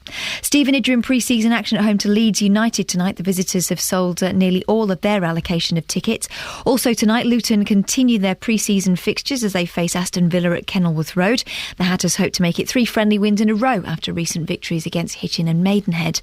Meanwhile, the Hatters captain Steve McNulty's under no illusions as to what the target is for Luton next season. We all know what the club and what the fans and us as players, what we expect this season, and that's no more than promotion. If we don't start off the season wanting promotion, you might as well not be here. And we've all been brought to the club to get Luton back into the Football League. And that's your latest news and sports. I'll be back with more at 8 o'clock. Across beds, hearts and bucks. This is Iain Lee. BBC Three Counties Radio. Morning. More on the Royal Baby. Are you grumpy if you're not excited by the Royal Baby? Listen, I think it's great news that a young couple of millionaires have proved they can have successful intercourse. Baby's been born healthy as far as we know, so is the mum. Brilliant. Now let's move on. But we won't be moving on. We'll be talking about it for the next month, 2 months, 18 years. Are you a bit grumpy if you're not celebrating the birth of the Royal Baby? 08459 455 555. Now, this could be good news if you know someone who's trying to buy a home. Several of the big mortgage lenders are being summoned to number 11, the home of the Chancellor George Osborne, today. He wants to know how Part 2 of the Help to Buy scheme will work. Part 1 was launched just 4 months ago and only affects new homes. Part 2 is starting in January of next year. Will help those with existing homes. Well, Henry Pryor is a housing expert from Hertfordshire. Morning, Henry. Morning to you, Ian. Henry, do you think this will be the right sort of help for would-be house buyers? What exactly are they planning? Well, Ian, let's just cast our mind back as to how what Phase 1 was all about, which is effectively a shared equity deal that the government, on behalf of the taxpayer, kindly volunteered to those who wanted to buy new build houses up to the value of £600,000, which meant that the taxpayer would effectively share in the deposit that otherwise buyers traditionally had to put down, which means that if the value of the house was to subsequently rise, the taxpayer would benefit and get a windfall, a share of that price rise. If it were to fall, that would tend to fall back on the taxpayer with the potential liability across all the Help to Buy mortgages that were offered. Phase 2 starts in January. It rolls out, as you say, to second-hand homes, again to £600,000, but instead of it being shared equity, it's what's called a mortgage guarantee. The taxpayer, the government, stands behind the individual mortgage holder so that lenders who would otherwise be shy, it seems, of lending 95% mortgages will effectively lend 75%. That's good news for lenders because their gearing and financial arrangements can be different. It's good news for those who want to borrow because they don't have to raise such a big deposit. It's great news for those who own homes because the value of their home, as we've seen, is rising. But it's a very, very shabby way of dealing with a serious problem of a housing crisis across our region and across the nation. And there are a lot of people, from the ex-governor of the Bank of England to the Parliamentary Treasury Select Committee to the Building Societies Association, strangely, who think that this is an extremely bad idea. Why a bad idea, Henry? Because what the Chancellor is doing, reasonably unashamedly, is interfering in an otherwise open market, putting a floor under prices, helping people to buy houses, which is a laudable aim, but he's doing it at a time when other people would not lend to them. So if I want to buy a new Aston Martin from one of the dealers in Welwyn Garden City, can I get the taxpayer to help me with the money I would need in order to buy it? The answer is no. Now, it may be that's boring and frustrating for an awful lot of people who like to buy their own home. And let's remember, we are a nation of aspirational homeowners. We've got a new aspirational homeowner who's going to hope that his home is his castle, born last night. We banged on about it for the last 24 hours. But let's remember that otherwise what would happen is that house prices would fall back so that people could afford them. That's how an open market operates. And we have to remember that if we cast our minds back to 2007, 2008, it was mortgage indemnity guarantees in the United States, repackaged and resold by financial spivs, as the Chancellor then called them, that got us into the financial crisis in the first place. I was going to say, this all sounds very familiar, giving mortgages to people who perhaps can't afford big mortgages. That's what started this whole financial mess, isn't it, pretty much? Absolutely. It is a massive case of déjà vu, and it's I've warned about it since the Chancellor stood up in his budget, in his spring budget.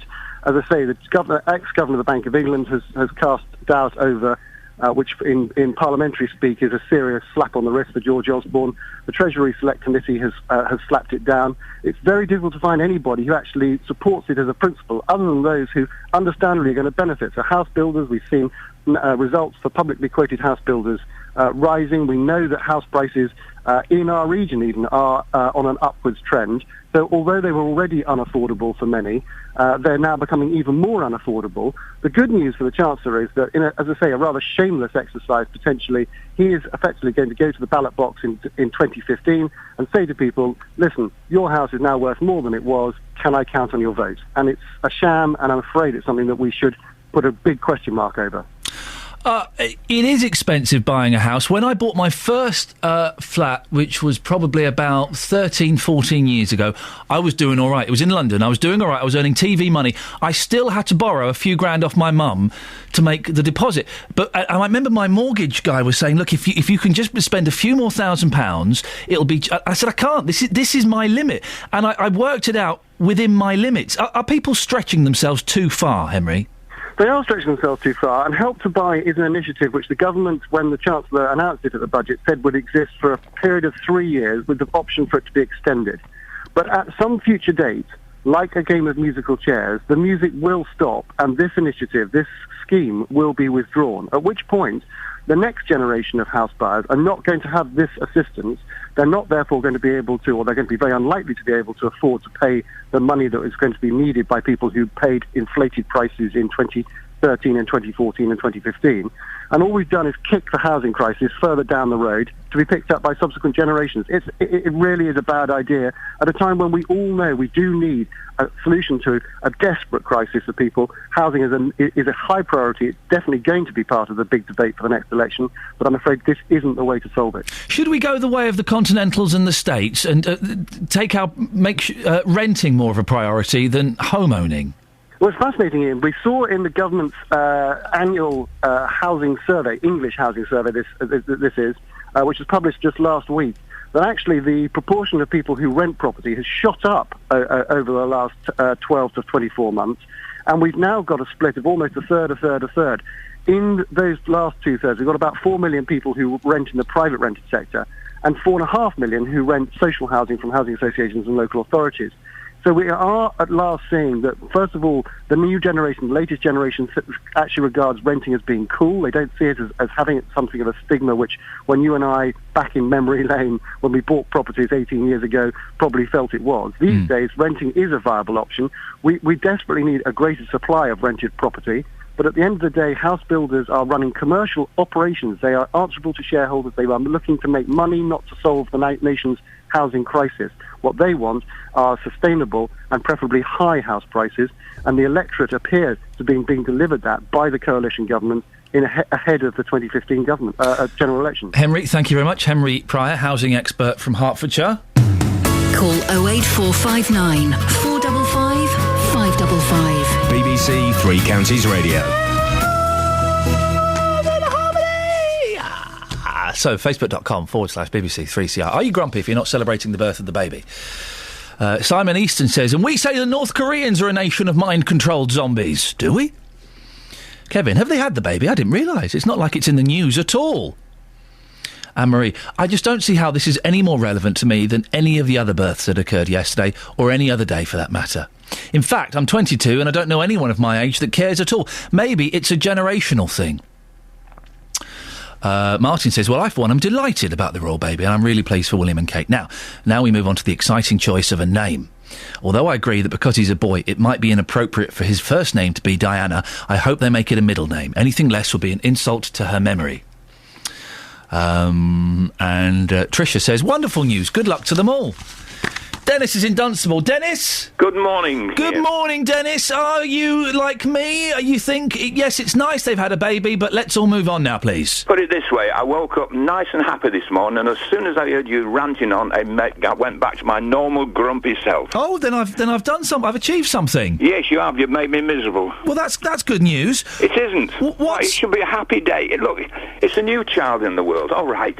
Maybe you don't like royalty and all the rest of it, but be happy for the child, be happy for the mother, and stop being so damn grumpy. Well, no, hang on a second. Listen, I am happy for the child, I'm happy for the mother, but there were probably hundreds, if not thousands of babies born in the world yesterday.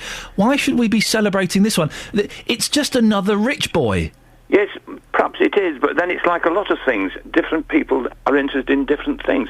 There was a chap complaining about it ruining his programme. Well, watching golf and football and tennis is ruining my programmes. You know, we have different things. Mark says on Facebook, I was happy until I just discovered that Jeremy Kyle has been cancelled for a special programme. That is an infringement on Mark's right to watch Jeremy Kyle, isn't it? Yes, well, he can watch him any other time.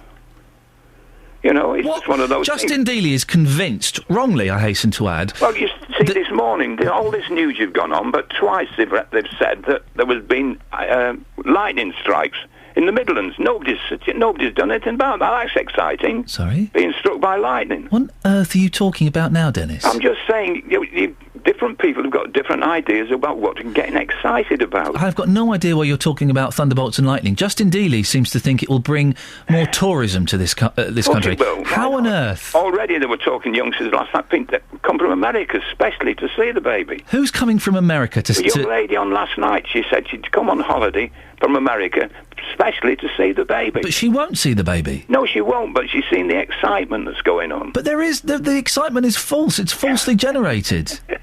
Well, perhaps it is, but what else would you like to see that makes people excited? Do you know what? The Independent, not my favourite newspaper, but today it's the only one where the full front page isn't about the royal baby. It's about the slightly more interesting story of Cameron retreats in war on internet porn.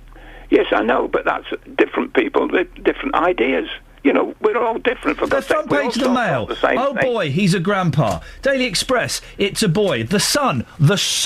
Daily Telegraph, it's a boy. The Guardian, a birth, a boy, a prince, a king. The Times, welcome to the world. Oh, for goodness sakes. What happened when your children were born? Did you spread it around the family? It was not on the front. I spread it around the family, not around millions and millions of strangers. Well, that's right. I suppose if you spoke to a lot of people, they've been happy for you as well. I mean, I've got 4 great-grandsons, and I was thrilled every time they... But that's because they're your flesh and blood. Yes, I know, and I spread it around to various people. That I was happy. I was happy. Well, oh, come on. Start laughing, for God's sake. Goodbye, Dennis. Goodbye.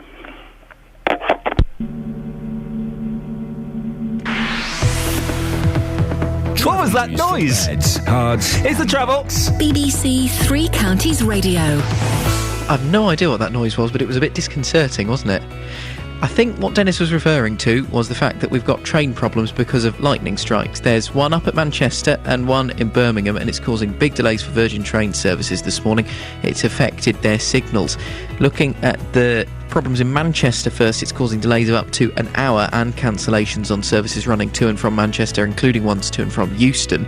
And then the problems in Birmingham, it's electrical supply problems there, meaning half-hour delays. All of this essentially means you've got a lot of late-running trains coming through Milton Keynes this morning, whether you're going north or south. Chiltern have got their broken-down train out of the way, though, so things are running fine for them once again. On the road side of things, a lot of surface water in Buntingford. We had a call about the A507 in particular. The A1 looking slow at the Black Cat roundabout, busy from Hitchin to Stevenage and slow into London coming to Mill Hill Circus. M1 is slow from junction 13 at Bedford to 10 at Luton Airport, with 35 minutes on average to get through the delays there. A5 slow past Lynch Hill. The M40 northbound is looking busy at the M25, and then on the M25 clockwise delays coming into the roadworks, anti-clockwise slow from the M1 to Kings Langley and Chorleywood to the M40. Adam Glynn, BBC Three Counties Radio. Adam, thank you very much. Right, 7:48. It's Tuesday the 23rd of July. I'm Iain Lee. These are your headlines on BBC Three Counties Radio. The Duke and Duchess of Cambridge have spent the night in hospital in central London following the birth of their son. A Hemel Hempstead couple are demanding answers after being left stranded at London Luton Airport for 5.5 hours. In sport, the Ashes agony continues for Australia as bowler James Pattinson's been ruled out of the rest of this summer's series against England. Coming up, we'll talk about a traveller site in Bedford. A group of councillors are putting a planning application for one in the town. Will you be excited to see it? 08459 455 555. Before that, here's the weather with Kate Kinsella. Beds, Herts and Bucks weather. BBC Three Counties Radio. Good morning. Well, it's going to be a rather lively 24 hours of weather. We've already seen the first wave of very heavy thunderstorms move across pretty much all of the three counties. Here and there, we're getting them popping up. It's going to be unlikely you're going to miss all of them unless you kind of travel outside of these areas, but you're unlikely to miss them. Yes, these thunderstorms will continue through the day and through the night as well. The Met Office do have a yellow weather warning in place for heavy rain. The rain, of course, the downpours falling on dry, hard ground, so it's not being soaked up quite as quickly as it could be, so that could lead to localised flooding, so particularly dangerous on roads, motorways where there is a danger of aquaplaning. Now, you'd think perhaps that maybe once these thunderstorms roll through, it will feel a bit fresher. Unfortunately not. We're hanging on to the humid feeling. Maximum temperature today, we could be seeing up to around 27, 28 Celsius. Overnight down to 17 outside of towns and cities. Tomorrow, a similar day, eventually becoming dry though, with a maximum of 26 Celsius. That's your forecast.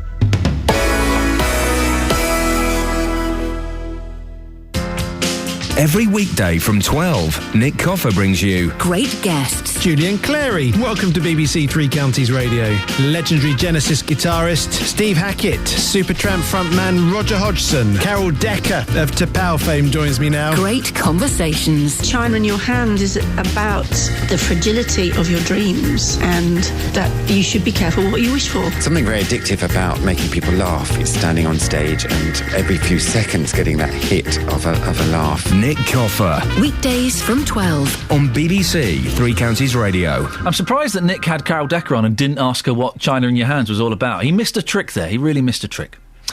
Now, a group of councillors in Bedford have put a planning application in for a traveller site because they say the council isn't doing enough to provide pitches. The group of mainly rural Conservative politicians have put an application in for an urban area of the town.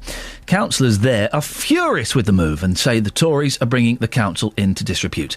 Well, John Gambold is a Conservative councillor and part of this group. Morning, John. What's the idea? Iain, good morning. It's a lovely day, isn't it? What's the idea, John? The application we've put in is for a site called Fairhill. Now, the Borough Council put that forward at the beginning of this year themselves. That planning application that they put in was rejected, and it was rejected on some very simple and technical grounds. So we thought the simplest way to solve the problem, because remember, Bedford Borough Council does have to provide pitches for travellers, the simplest way to solve that problem was to put that application back in, having solved the small technical problems in it. So who's paying for this? We are. Because the Borough Council is at the moment doing nothing to provide gypsy and traveller pitches. When you say we, who do you mean we? It's coming out of my back pocket and that of my fellows. And how much is it costing you? We're not sure yet because the Borough Council have a different way of pricing planning applications. What do your residents feel about you putting in an application on their doorstep? I think they understand that the Borough Council has to provide sites for the gypsy and traveller population. Fairhill is not the best site in the world, I would full well accept, but we have to find somewhere, and at the moment the Borough Council is sat on its hands doing nothing.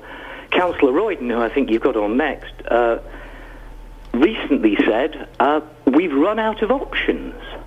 Well, look, you're right. We have got Charles Royden here, Deputy Mayor of Bedford and a Lib Dem. Charles, what on earth is going on? Well, first of all, I never said that we run out of options. We have a policy in place which is extremely good, and we're working very fast to deliver it. After years of inaction, the Mayor has produced a planning policy. We've got all of the planning permissions that we need in place to take us through to 2021. We've been the fastest council in the country to already deliver 6 pitches at Kempston Hardwick. And we've already built a new stopping-off place at Meadow Lane. So everything that John said is absolutely and utterly wrong. What we have here is Conservative councillors with more money than sense who are willing to spend thousands of pounds riding roughshod over the democratic process seeking to impose gypsy and traveller sites across Bedford, not just at the Sainsbury's site. They've also suggested two in my own ward, one at Manton Lane and one at Hawke Drive. They're suggesting them at Bell Farm in Kempston and St Bede's in Bromham and Elstow Road. So this is really upsetting for residents. Your listeners are going to be rightly concerned by an aggressive action by these Conservative councillors who are willing to throw money. You say you're speeding this long. You've had the permission since December, haven't you? We've had the permission since December, and we've been developing that site. And and just listen to this, we've already delivered 6 pitches at Kempston Hardwick. That's the fastest delivery in the country. And we've got the planning permission in place to deliver all of the sites by 2021. Now, your residents will be really concerned, your listeners will be really concerned to hear that the Tory councillors are willing to fund sites across the borough, presumably anywhere but near their own homes. John? I was interested in that because a couple of those places that Charles mentioned are actually quite near him.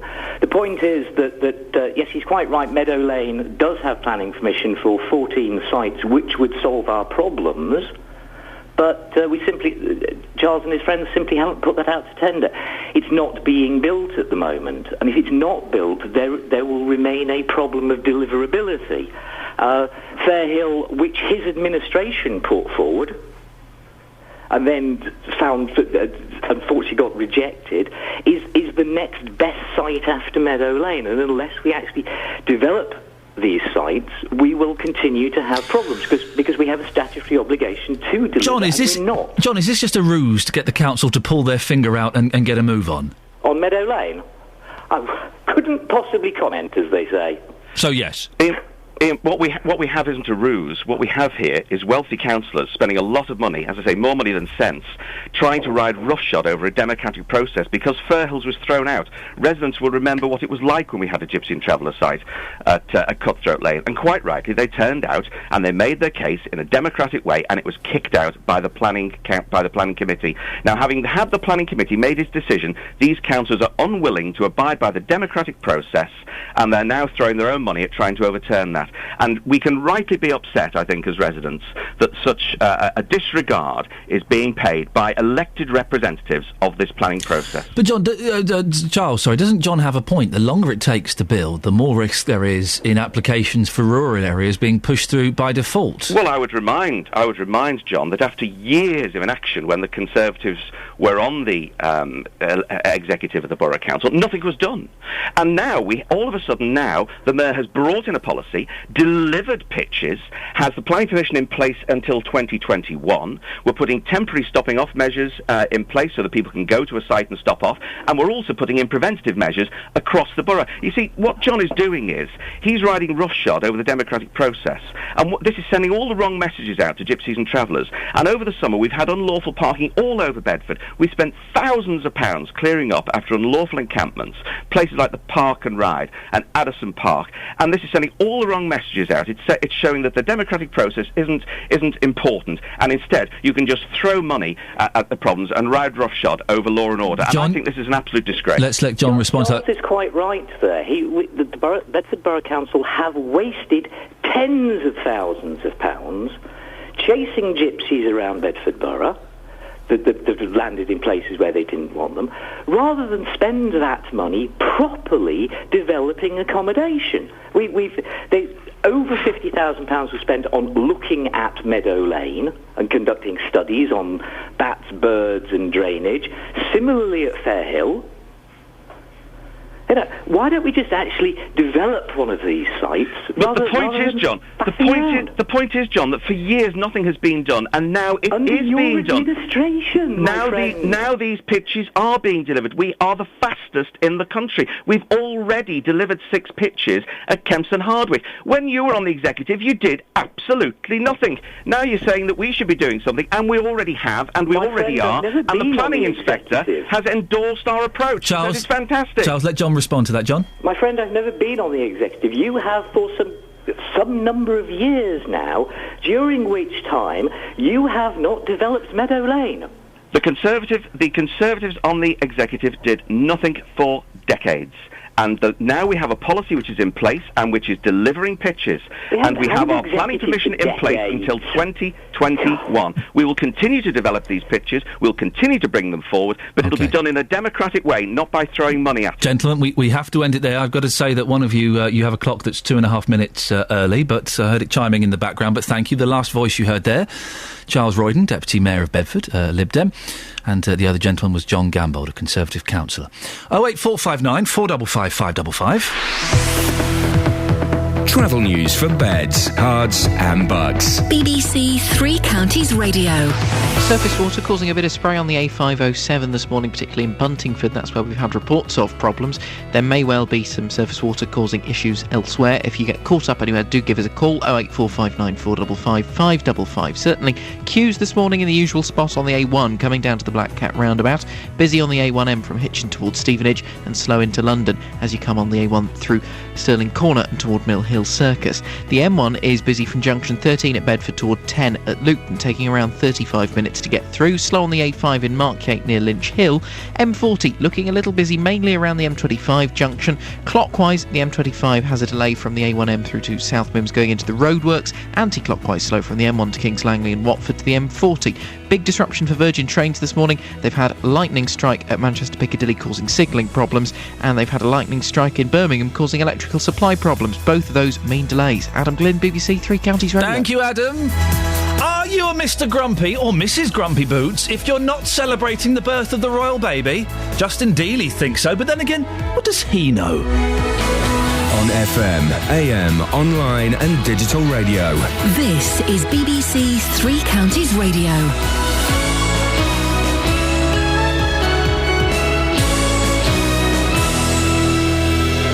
Good morning, it's 8 o'clock. I'm Catherine Boyle. The headlines: Bells of Westminster welcome baby Prince, couple demand answers after airport mix-up, and Stevenage man arrested amid child tattoo claims.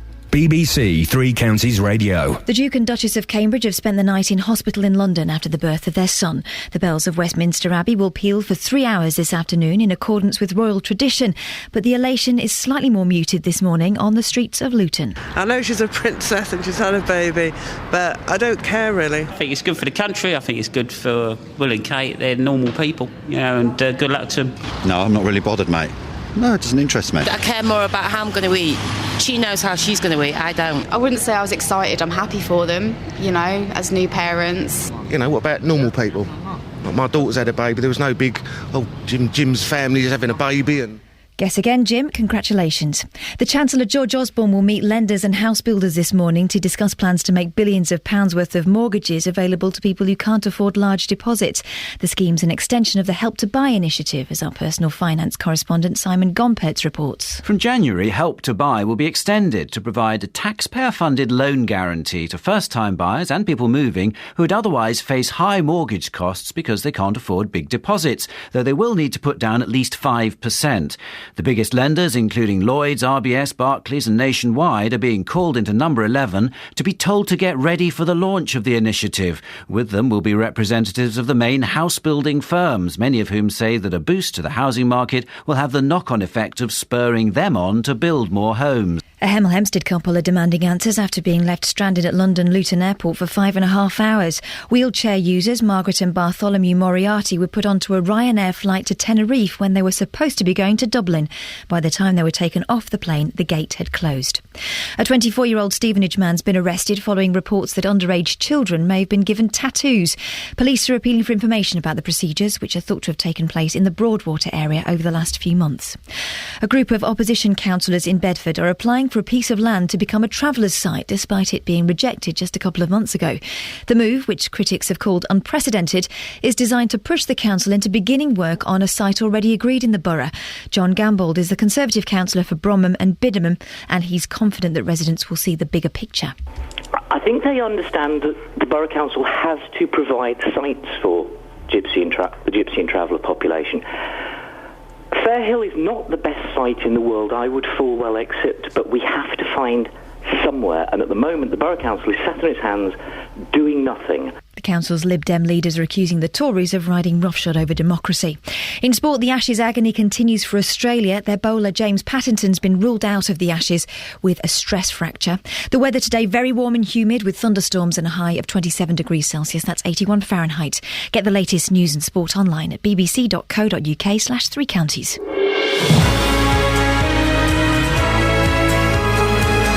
Morning, Iain Lee, BBC Three Counties Radio. A little bit of thunder and lightning. Very, very exciting. Sometimes frightening. Ooh, grease lightning. 08459 455 555 is the telephone number. Lots to talk about. Some of it about babies. The Duchess of Cambridge has had a baby. It's on the front page of all the papers. Well, with scenes of celebration all around the world, I want to know today, are you a grumpy so-and-so if you're not celebrating? We'll have more on the story of an elderly Hemel Hempstead couple who were put on the wrong flight at Luton Airport. And a group of councillors in Bedford have put a planning application in for a traveller site because they say the council isn't doing enough to provide pictures. Well, do you think it's time for more traveller sites in Beds, Herts and Bucks? Facebook.com/BBC3CR. You can send me a text 81333. Start your text 3CR. Oh, very busy on the phones this morning. We've got a few lines free. Now is an excellent time to call. 08459 455 555.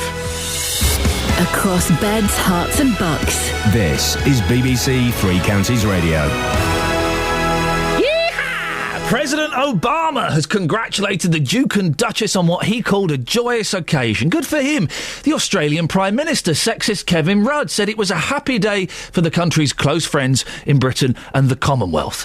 Well, the birth is making the front pages all over the world. France's Libération newspaper has Un garçon chez la Windsor. In Germany, basically it's foreign newspapers telling stories about the baby. I'm not going to do the accents. It could be deemed a little bit offensive. It sounds, though, that they're more excited than many people over here. Today I'm asking, are you a grumpy so-and-so if you're not excited about the royal baby? Earlier on, Justin Dealey spouted a load of old nonsense claptrap and we had a bit of a barney. I'm hoping he's calmed down and will show me a bit of respect this morning. Justin. Lisa, let me just say this to you right now, OK? You're a great broadcaster, probably the best I've worked with. But this morning, what planet are you living on? You are seriously winding me up. You've come in today. We're talking here about the birth of our future king, and you're moaning, you're being negative. I am that close, and you're pushing me this morning. I am that close to asking for a transfer to our drive time programme with Roberto. You wouldn't get that there, I can assure you. You finished almost handing in your notice? Almost. Because, listen, you all morning you said, oh, don't worry, Lisa, I'll find some people that are bang up for this baby. They will be bang up for it. They'll be mad for it. Who's that an impression of? It's an impression of you, you Cockney Barra boy. You've hardly found anybody. I'll give you one. Who's this silly sausage on Facebook? Oh, Joyce Stewart.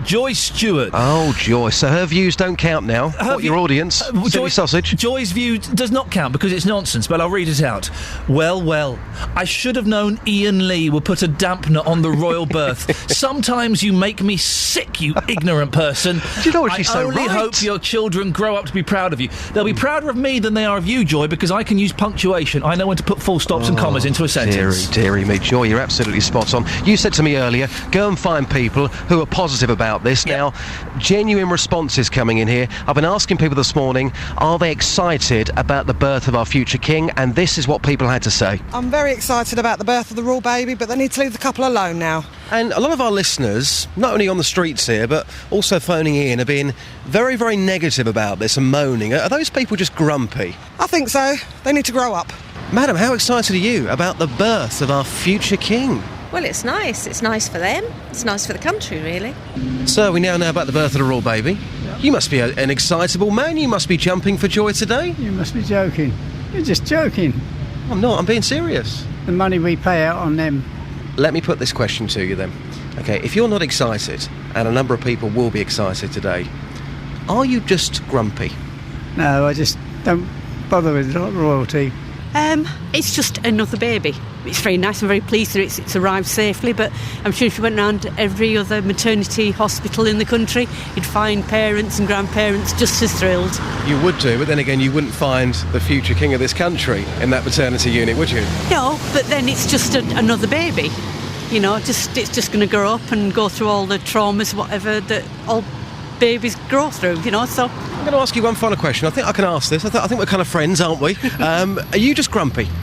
No, not at all. No, I say I'm very pleased for them, but it's just another baby. Well, Madam, you're on the way to school with your grandchild this morning. Are you excited about the birth of our future king? Yes, I am. And what do you think about those people who are being miserable this morning? Oh, for goodness sake, you know, brighten up, you know, because it's an exciting time for them, you know, an exciting time for everywhere, you know, the country as a whole. So, yes, it is nice. You know, I hate these miserable people who go around moaning about everything. For a very well edited piece, Justin. Great work there for picking and choosing who you put in. It was still 50% who weren't excited by it. Well, do you know what? Yesterday morning, a lot of people that I spoke to, the majority were very, very negative. Yeah. Today, now we know about the birth, we know it's a safe birth as well. Most people are being positive. To be fair, Ian, and to be absolutely fair, I have got a lot more views of people saying that they think it is going to be fantastic, but I didn't use those. I didn't want to embarrass you, okay? Oh, so you've recorded all these clips on your tape recorder of people saying, oh yeah, really up for the baby, Justin, great one, and you decided not to use it. Well, if you look in our manual, it says 2 minutes max, so I couldn't fit any more in. Yeah, that's right, and I thought it would be vastly unfair to edit those to my benefit. Get off your high horse and tell me why this baby is great for this country. Because this morning, a number of people are waking up and they are smiling. Why is it good for the country? Why is it good for the country? Because it's going to bring billions upon billions of pounds to this country. You've got those figures from... OK, you tell me, if I went to ABC News in America, if I worked for the tourism board and I said, right, what I want to do, I want to put a 10-minute or maybe a 30-minute advert, and the coverage has been quite extensive, on your news channel, showing you some of the sights of London. That would cost thousands upon thousands of pounds. And this is free publicity for this country. People looking at that will want to come here. Why can't you see that? Where have you got the figure? And I am genuinely getting annoyed, right? Where have you got the figure that this will earn us billions and billions of pounds? From out of your backside, Dealey, that's where you've got that figure. How can you sit there this morning and say that when the whole world is talking about this country and some of the great things that happen in this country, why are you saying that is not good news? People will see that and they will want to come here. Justin Dealey, thanks very much. Thanks. Well, join now... Really getting on my nerves today, properly. William Hanson is a royal commentator. Morning, William. Good morning, Ian. I'm ashamed of you. Sorry? I'm ashamed to hear some of the things that have been coming out of your mouth, more than usual. Why? What have I said that's not just common sense? Well, what do you mean, what have you said? You haven't said anything that's common sense. You've been saying all sorts... You've been displaying overtly Republican tendencies this morning. No, listen, the thing is, I'm so glad the baby is healthy. I'm glad, as far as we know, I'm glad that she's healthy. And I do have... I'm not a Republican at all. Beyond logic, I have a very soft spot for the royal family. I like the Queen a lot. I like Prince Charles. I like William. I like them. I think it's great that we have them. But the news of the royal birth has not got me excited one jot, William. In fact, I'm already bored of it. Well, that's your opinion, but I think you're in a very, very, very small minority. This is our future monarch. This is the monarch that a lot of the country at the moment, certainly the younger generation, will die under. This is the monarch that is going to see us through. We have got three future monarchs now living, and that has not happened for quite some time. This is a momentous part of history, and to be able to experience it, and we can all think, well, what were we doing at the time that the royal baby was born and then, of course, announced, is heartwarming. And what is really lovely, and was bringing a tear to my eye yesterday when I was thinking about it, is that Her Majesty the Queen can look at the succession line and think, yes, I did that, and we have, okay, we don't know even what the baby is called yet, but she can be proud of each of the future monarchs that are going to succeed her, and I think that is part of her legacy. This is the kind of nonsense that gets spouted, okay, when... I'm just trying to find it on Facebook. Someone has put... where's it gone? But someone's put, Princess Diana would be such a proud grandmother. Well, what's that got to do with anything? Well, I mean, yes, I mean... That's nonsense, is it? Of course she would. If she hadn't have died 20-odd years ago, then yes, of course she would be a proud grandmother. Of course she would. Yes. Prince Charles must be so proud. Well, of course he's proud.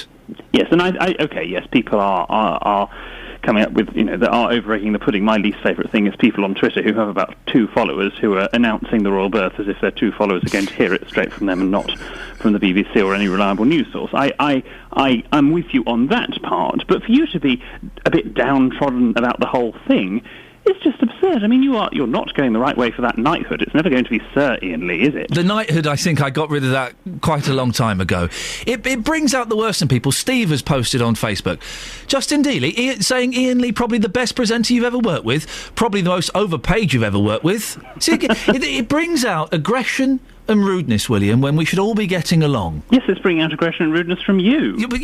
I'm sensing aggression and rudeness from you. Well, but I'm only getting aggressive and rude because you're getting aggressive and rude. You started it. You tease.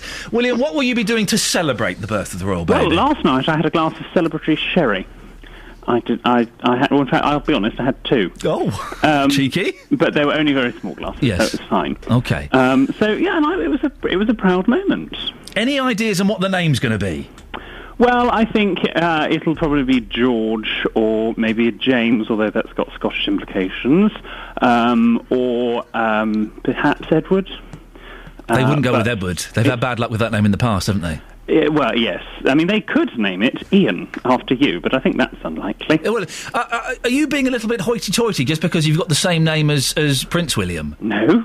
I'm just saying Iain, but, it won't be Iain following your little tirade that we've just had and diatribe. William, you're banned from this show for the next 4 weeks. Oh, well, I'll try and get over it. Thank you very much indeed. I have the power to do that. He won't be on for the next 4 weeks. William Hanson there, royal commentator. Well, what do you think? I'm genuinely angry with Justin Dealey. Can we book the meeting room for after the show? Because I genuinely need to chat to that gentleman about his on-air behaviour. 08459 455 555. Are you a little bit grumpy if you're not celebrating the birth of the royal family? So far, I would say, using a non-scientific totting up method, about, 70-30 on my side?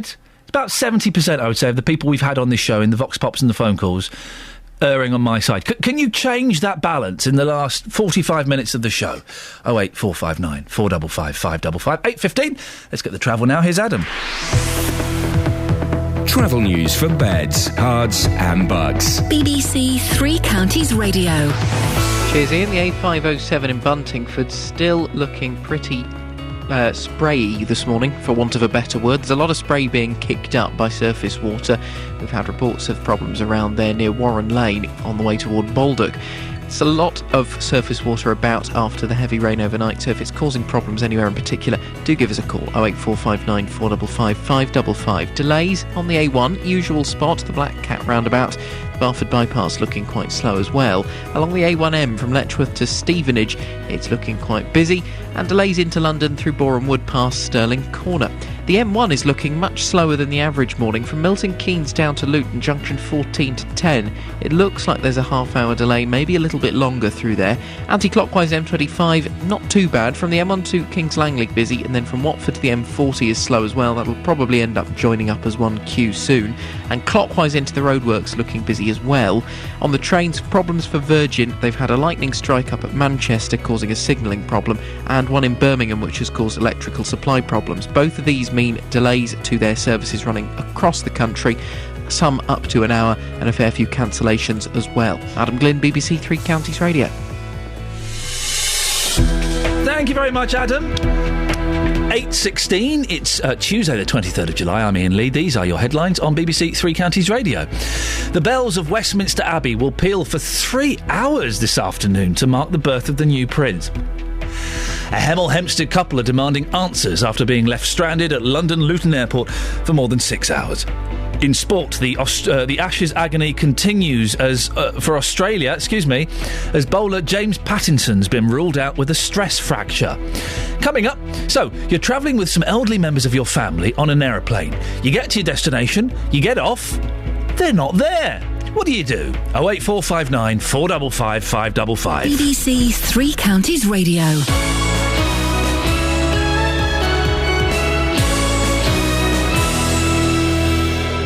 Roberto Perrone, debating the local issues. Bill Rowe is a guardian angel. He needs volunteers for his Luton chapter. This is not being a policeman. You can't do a policeman's job. It is giving safe passage to more vulnerable people. Roberto Perrone. A red kite has been rescued from a tree in Hertfordshire. There was a lost parrot in the 3 counties, and I was ready to mobilise our best people. Forget snakes on a plane. This is snakes in Hertfordshire. Potentially 27 of them. Roberto Perrone. And I love the animal stories. I do the animal stories. Weekdays from 3 on BBC 3 Counties Radio. And the microphones are on, so let's stop saying anything that could be perceived as libelous. Yes. Could be perceived as libelous. Yeah, definitely libelous. Tim Wheeler is Good morning. In the house. I'm in the house, yeah. Nice to see you. Nice to see you too. How's things? Tired, really tired. Bad night's sleep. Really bad. The kids were playing up. They would not... normally they're asleep about 7 o'clock. 7:45, I had 2 young boys running around naked going... I was thinking, no, please, go to sleep. Had someone broken into the house? No, it was just them. They were excited. Oh, just the weather, the thunder. Was it the royal baby? Were they excited about the royal baby? Maybe it was the royal baby. They were excited. We went... You just reminded me of something. What's that? I took them. There's a place in Bracknell called the Lookout Centre where we go because it's quite cheap and it's in the woods and it's got a big park you can run around in. It's got a tiny science museum and the boys love that. But there's a water fountain, and by the water fountain there was a statue, I guess, of like a display of like old like cavemen kind of thing. So they're living in a tent. So you've remembered it so well. I'm realising this is... So it's cavemen in a tent, set around a fire. You're painting people with furry vests on. Yeah. Yep. And furry tabards. There's a man and a woman, okay, with lots of fur on furry them. tabards. The man's got a beard and dreadlocks. I don't think cavemen had dreads. Anyway. No, I think they probably did, because Really? I think if you just don't wash your hair for a prolonged period of time, it will naturally dread. Really? So my boy is there, 3.5, and he went, "Is that Prince William?" Kids say the funniest things. No, they don't. Comedians do. Yeah, exactly. That's what they're paid for. And I said, I thought, yes, that is Prince William. You told him it was Prince William? Why not? Why not mess up with his head for a little bit? I don't think there's any problem. By the time he would have forgotten it by today. But does the kids forget things that quickly? I don't know. No, you're a dad. No, the boy. They've got amazing memories. Really? He will remember stuff he did when he was like 8 months old. That's really strange, isn't it? It's mental. My dad's been writing his autobiography, Is he a pop star? My dad's been writing his No. Is he an actor? No. Is he a politician? No. Why would anyone want to read it? I want to read it, and I think that's important. It would be nice for me to read about what my dad... But he remembers things when he was 2. He remembers he was born in a bomb shelter, I think, or in an Anderson shelter during... It was 1943. He doesn't remember that, does he? He thinks he does. He thinks he remembers being born. He thinks he remembers being born. He can remember being 2 years old, things he did. You're not born at 2. My first memory is being 3 and peering around the coffee table and looking at my mum and thinking, I am 3. That's my first memory. Isn't that strange? Here's something. Sorry, we'll do the show. No, we've got a thing to do. I never get to talk to you. No. And I like you more than the other guy. No, you don't. I do, actually. No, you don't. You didn't respond to my phone call yesterday. I'm going to write a letter, slightly playing up my BBC connections, to the people that live in my old house that I moved out of when I was 11, saying, "Can me and my sister come and have a look around, please?" I think that if I got a letter from Iain Lee and then I quickly went online to check who he was, I would be so excited if you were coming around. Oh my God, he's a proper personality. He's a big star. On the boxes on the radio. Yeah. I'm going to write them a letter. They're going to love that. I'm going to say, look, turned 40. My dad died recently. Can me and my sister come round and have a look at our bedrooms, please? I think you should do that. I think that's a really nice thing to do. But listen, there is more to talk about this morning. Speaking of, you trying to go? No, I know. I want to talk about what I'm going to be doing at 9 o'clock. Okay. It sounds like I'm happy to chat to you until 9 o'clock, but you seem keen to... No, I don't want to go. I know you've got lots of important things to talk about on the show. I can drop it. JVS did text me this morning saying, tricky one today, hey, Royal Baby, tricky one. Oh, thanks, mate. Yeah, go back to sleep. You are doing the Royal Baby. What have you got? Yeah, no, I don't think it is tricky at all, because, listen, if I'm quite honest... Yes. I'm probably at heart a bit of a Republican. Right. To be honest. The whole idea of a baby being born arbitrarily to a family that we didn't choose and have just been there in this hereditary line for hundreds of thousands of years. Greeks and Germans. I think it's weird that baby will one day be king. I think that's quite strange. I think it's quite an odd thing in 2013, because I have this sensibility that in the UK we elect our politicians and we vote for people. That's democracy. That said, there is nothing like some kind of royal event, whether it be the Jubilee, the coronation, all these things. Nothing brings people together in the same way. Nothing brings people onto the streets together, having a good time. And I think, I think we should mark the year after the baby was born. I think we should have maybe a bank holiday. I think we should have some kind of celebration, just an excuse for everyone to be together to celebrate. Wow. I think we should be doing more. I looked out the window this morning. Our office, if you've just tuned into Three Counties Radio, our office is in Luton. And we look across the town and you can see the town hall, which is kind of the quite striking building in the centre of the town. And I just thought, why isn't there a flag there? Why aren't we celebrating? I was in Italy a few weeks ago and there were some Americans there and all they wanted to talk to me about was the royal baby. When's the baby coming? You guys going to celebrate? What do you think it'll be, a boy or a girl? And I said, to be honest, we don't really think like that in this country. Most people don't really talk about it in those terms. They were so disappointed. They said, why don't you? Isn't this a great excuse to celebrate, really? And you look around the world, you see people having a fantastic time.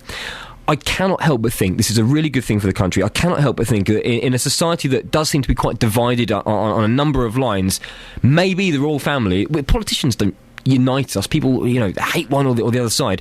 I do think whether you are a royalist or not, and I'm probably not, the royal family are a good thing. This baby, we should celebrate it more. I think we should do more. I think we should have a picnic in Stockwood Park and everyone from Luton to come together to celebrate something that just tends to unite us. So I'm going to be asking at 9 o'clock, should we be doing more to celebrate the royal baby? Should we be doing more? No. You don't think so? You'd look great with a moustache. You've got just... I didn't shave this morning, listen. The upper lip is just it's the perfect size for a moustache. I know, because I've got quite a big pair of lips, and I think a moustache would just go across it like a nice smear. Well, thanks very much. Good, okay. Enjoy. Call 08459 455 555. BBC Three Counties Radio. Now, this morning we're talking about the ordeal suffered by a Hemel Hempstead couple who were left stranded at Luton Airport for more than 6 hours. Margaret and Bartholomew Moriarty needed wheelchair assistance to get on the Ryanair flight to Dublin, but they were put on a flight to Tenerife by mistake. And by the time staff realised and took them off, their flight to Dublin had gone. Well, in a statement, Ryanair's Robin Keeley said, the wheelchair service at Luton is operated by the Airport Authority at great expense to the airlines. Please refer your queries directly to Luton Airport. Well, OCS, who provide passenger mobility assistance at Luton Airport, have given us a statement apologising for what happened. We handle more than 1 million transfers of passengers with reduced mobility every year and are very sorry to hear of any occasion when our customers have been let down by our service. On the day in question, the Ambilift driver went to the wrong gate. By the time the mistake was realised, it was too late for the passengers to board the flight at the correct gate. We apologised to the customers, offered them refreshments and paid their fares for the next available flight in full. We also made sure our staff in Dublin were fully briefed and able to provide additional support for the passengers on their arrival. We apologise for the obvious inconvenience caused and we are reviewing our internal procedures to prevent a reoccurrence in the future. Well, Matt Buffy is from the Civil Aviation Authority, who are the UK's specialist aviation regulator. Good morning, Matt. What rights do passengers have when something like this happens? Well, obviously, this is quite an unusual case, actually, because it appears that it was a mistake of OCS, which is the service provider at Luton for disabled passengers and passengers with reduced mobility. So it was a mistake on their part in terms of putting them on the wrong aircraft. So it's one of those sort of difficult situations that sort of falls between the legal gaps. So they have no recourse at all, then? I mean, I think their recourse would be they'd have to go to court, I'm afraid, I think, to press their rights.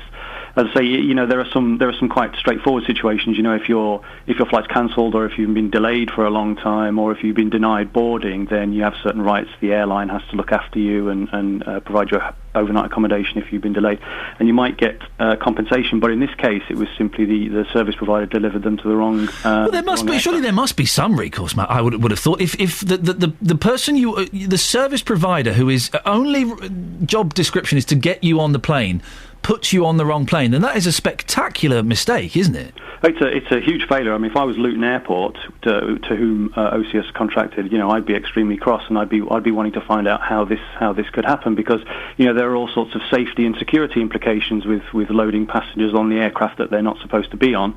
But that's a contractual dispute between the two providers rather than something for passengers' rights. I think our expectation would certainly be that the airport and the service provider looked after the passengers and put them on the next flight at their own expense, which certainly they did. Yep. So that's good. I think we'd also be looking for them to consider whether there was any kind of financial compensation due to the passengers for all the inconvenience that they'd suffered. So I think in that case we would suggest that the passengers write to Luton Airport and request financial compensation. You raise a good point that hadn't even occurred to me. How on earth could they have got on the wrong aeroplane? The security is so tight, isn't it? Yeah, it's very surprising that could happen. I mean, with the Ambilift, I think they get taken on a vehicle round to the side of the aircraft and loaded on that way. So it must have been just as they were loaded. Presumably, someone from Ryanair's cabin crew said, "Hang on, we're not expecting 2 PRM passengers or however many it was." And at that point, they said, "Well, you're not supposed to be on our aircraft, presumably." But by that time, it was too late for them to get on their Dublin flight. Matt, thank you very much indeed. Matt Buffy from the Civil Aviation Authority, the UK's aviation regulator. Right, let's get the travel news now. Here's Adam. Travel news for beds, cards and bugs. BBC Three Counties Radio. Disruption on the trains this morning. Virgin affected by 2 separate problems. There was a lightning strike at Manchester Piccadilly, which has caused signalling problems, and another lightning strike, and that's caused electrical supply problems at Stetchford in the West Midlands around the Birmingham area.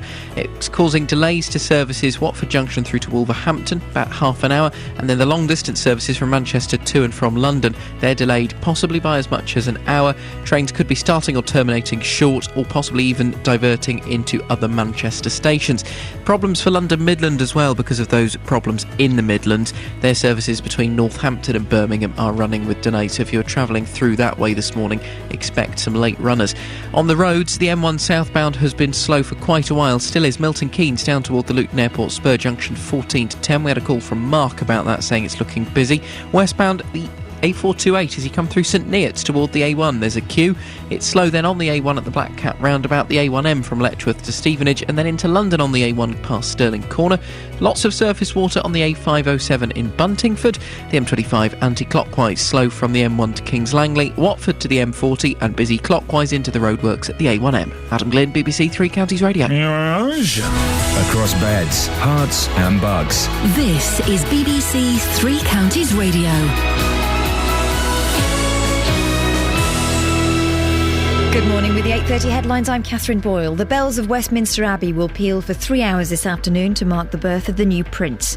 A Hemel Hempstead couple are demanding answers after being left stranded at London Luton Airport for 5.5 hours. And a 24-year-old Stevenage man's been arrested following reports that underage children may have been given tattoos. Three Counties Sports. BBC Three Counties Radio. The Australian fast bowler James Patterson will miss the end of the Ashes series against England after suffering a stress fracture of the lower back. England, meanwhile, are waiting on the fitness of batsman Kevin Peterson, who strained a calf muscle in the second test.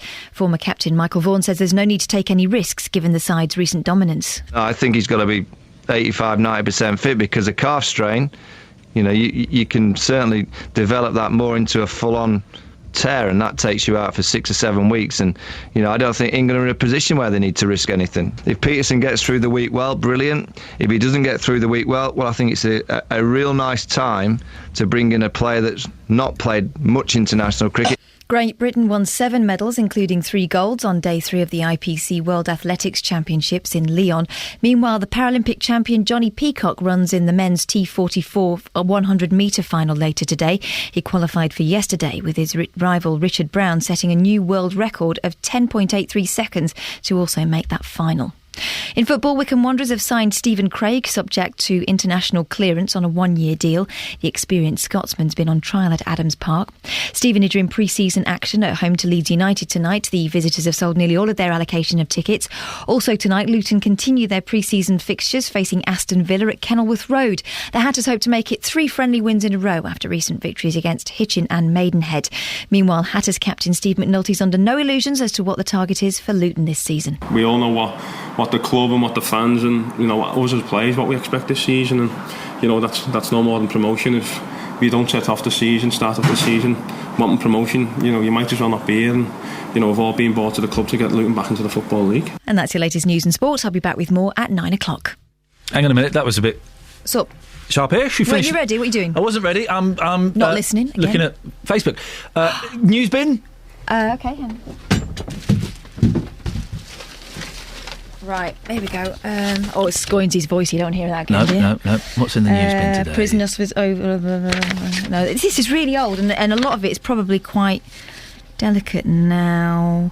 The emergency services say they're expecting to be extremely busy last weekend because of that hot weather that we had. Okay, that's good. That's not funny. And one more, and then we're... Officials in Texas say 4 men found living in a garage in Houston have told police they've been held captive. They said they'd been lured by promises of food and cigarettes. Well, that's going to do it. And have been forced to hand over social security checks. That's terrible. I've got a magazine. Do you want a magazine? Oh, yeah, go on. What's that? Courgettes, flowers and all. Guess who gave me this magazine? Go on. Guess who gave me it? With the content. Courgettes, flowers and all are a top summery treat, says Hugh Fernley Whittingstall. Who's our local Hugh Fernley Whittingstall? Scoins. Scoinsy? Is he? I could never get overexcited about a marrow, says Hugh. Scoins good. Across beds, hearts and bucks. This is Iain Lee. BBC Three Counties Radio. 08459 455 555 is the phone number. Well, names is what's being discussed. Will it be George? That's the bookie's favourite. Or James or Alexander? Alexander's a good name, isn't it? Going by history, it could be weeks before we know the name of the latest member of the royal family. The new prince weighed in at £8 6 ounces, and we're told the Duke and Duchess of Cambridge couldn't be happier. Thousands of well-wishers joined in that happiness and celebrated outside Buckingham Palace. I think it sort of borders on the royal weddings and when Prince William was born. They seem like two people in love, had a little baby. Fantastic. It's a once-in-a-lifetime opportunity. We'll never ever have this opportunity again. And to say we're here tonight. Well, from what I see, everyone is celebrating. So far, it's been the best Monday in my life. The best Monday in my life? And you may see that again in a couple of years. The best Monday in my life? Well, here's a taste of how the news was relayed around the world. Die Eingangstür des St. Mary's Hospitals in London. C'est désormais officiel, le Royal Baby est né. Kate Middleton a donné naissance à un boy, un garçon. It is a boy. It is a prince that the Duchess of Cambridge has given birth to.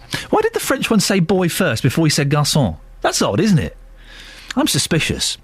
Now, I wonder if any of those people who are hearing the news overseas are now preparing to travel here. Well, if they do, retailers are getting ready. Some sources are estimating the birth may bring a £234 million boost to the economy, with £80 million being spent on merchandise alone. Retail expert Claire Rayner is from St Albans. She's predicting lucrative times.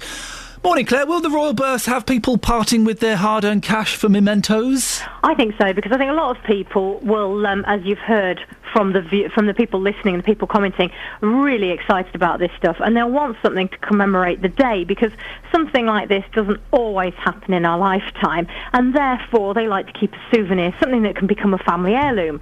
And there's a whole plethora of things coming to market, from the real sort of cheap and tacky, one might say, right through to £1,000 handmade gold-leafed product. Everything from tea towels to mugs to state-of-the-art pottery and ceramics. Hang on, what's state-of-the-art pottery? Oh, all this amazing high-end stuff. I mean, we're hearing people from the British Ceramics Confederation saying that the fact that we've got this sort of well-known pottery industry up in Stoke-on-Trent, and they will be making all of these beautiful bone china creations with gold leaf and so on and so forth, that people from overseas particularly will spend thousands of pounds on. It's the kind of stuff you'd never have your dinner off, put it that way.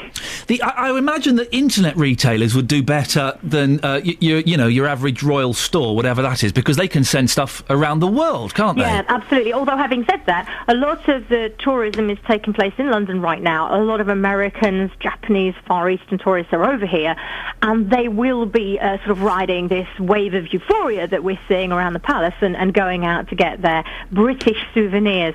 And we already saw this when Kate and William got engaged, when they got married. The array of products that were available, that will only continue with the baby. And then the knock-on effect beyond that, of course, is very much like anything with celebrity. Whenever Kate wears a dress, a high street item or whatever it may be, it sells out within hours. The same is likely to be true when we see the first buggy that they take the baby out in, when we see the baby in outfits.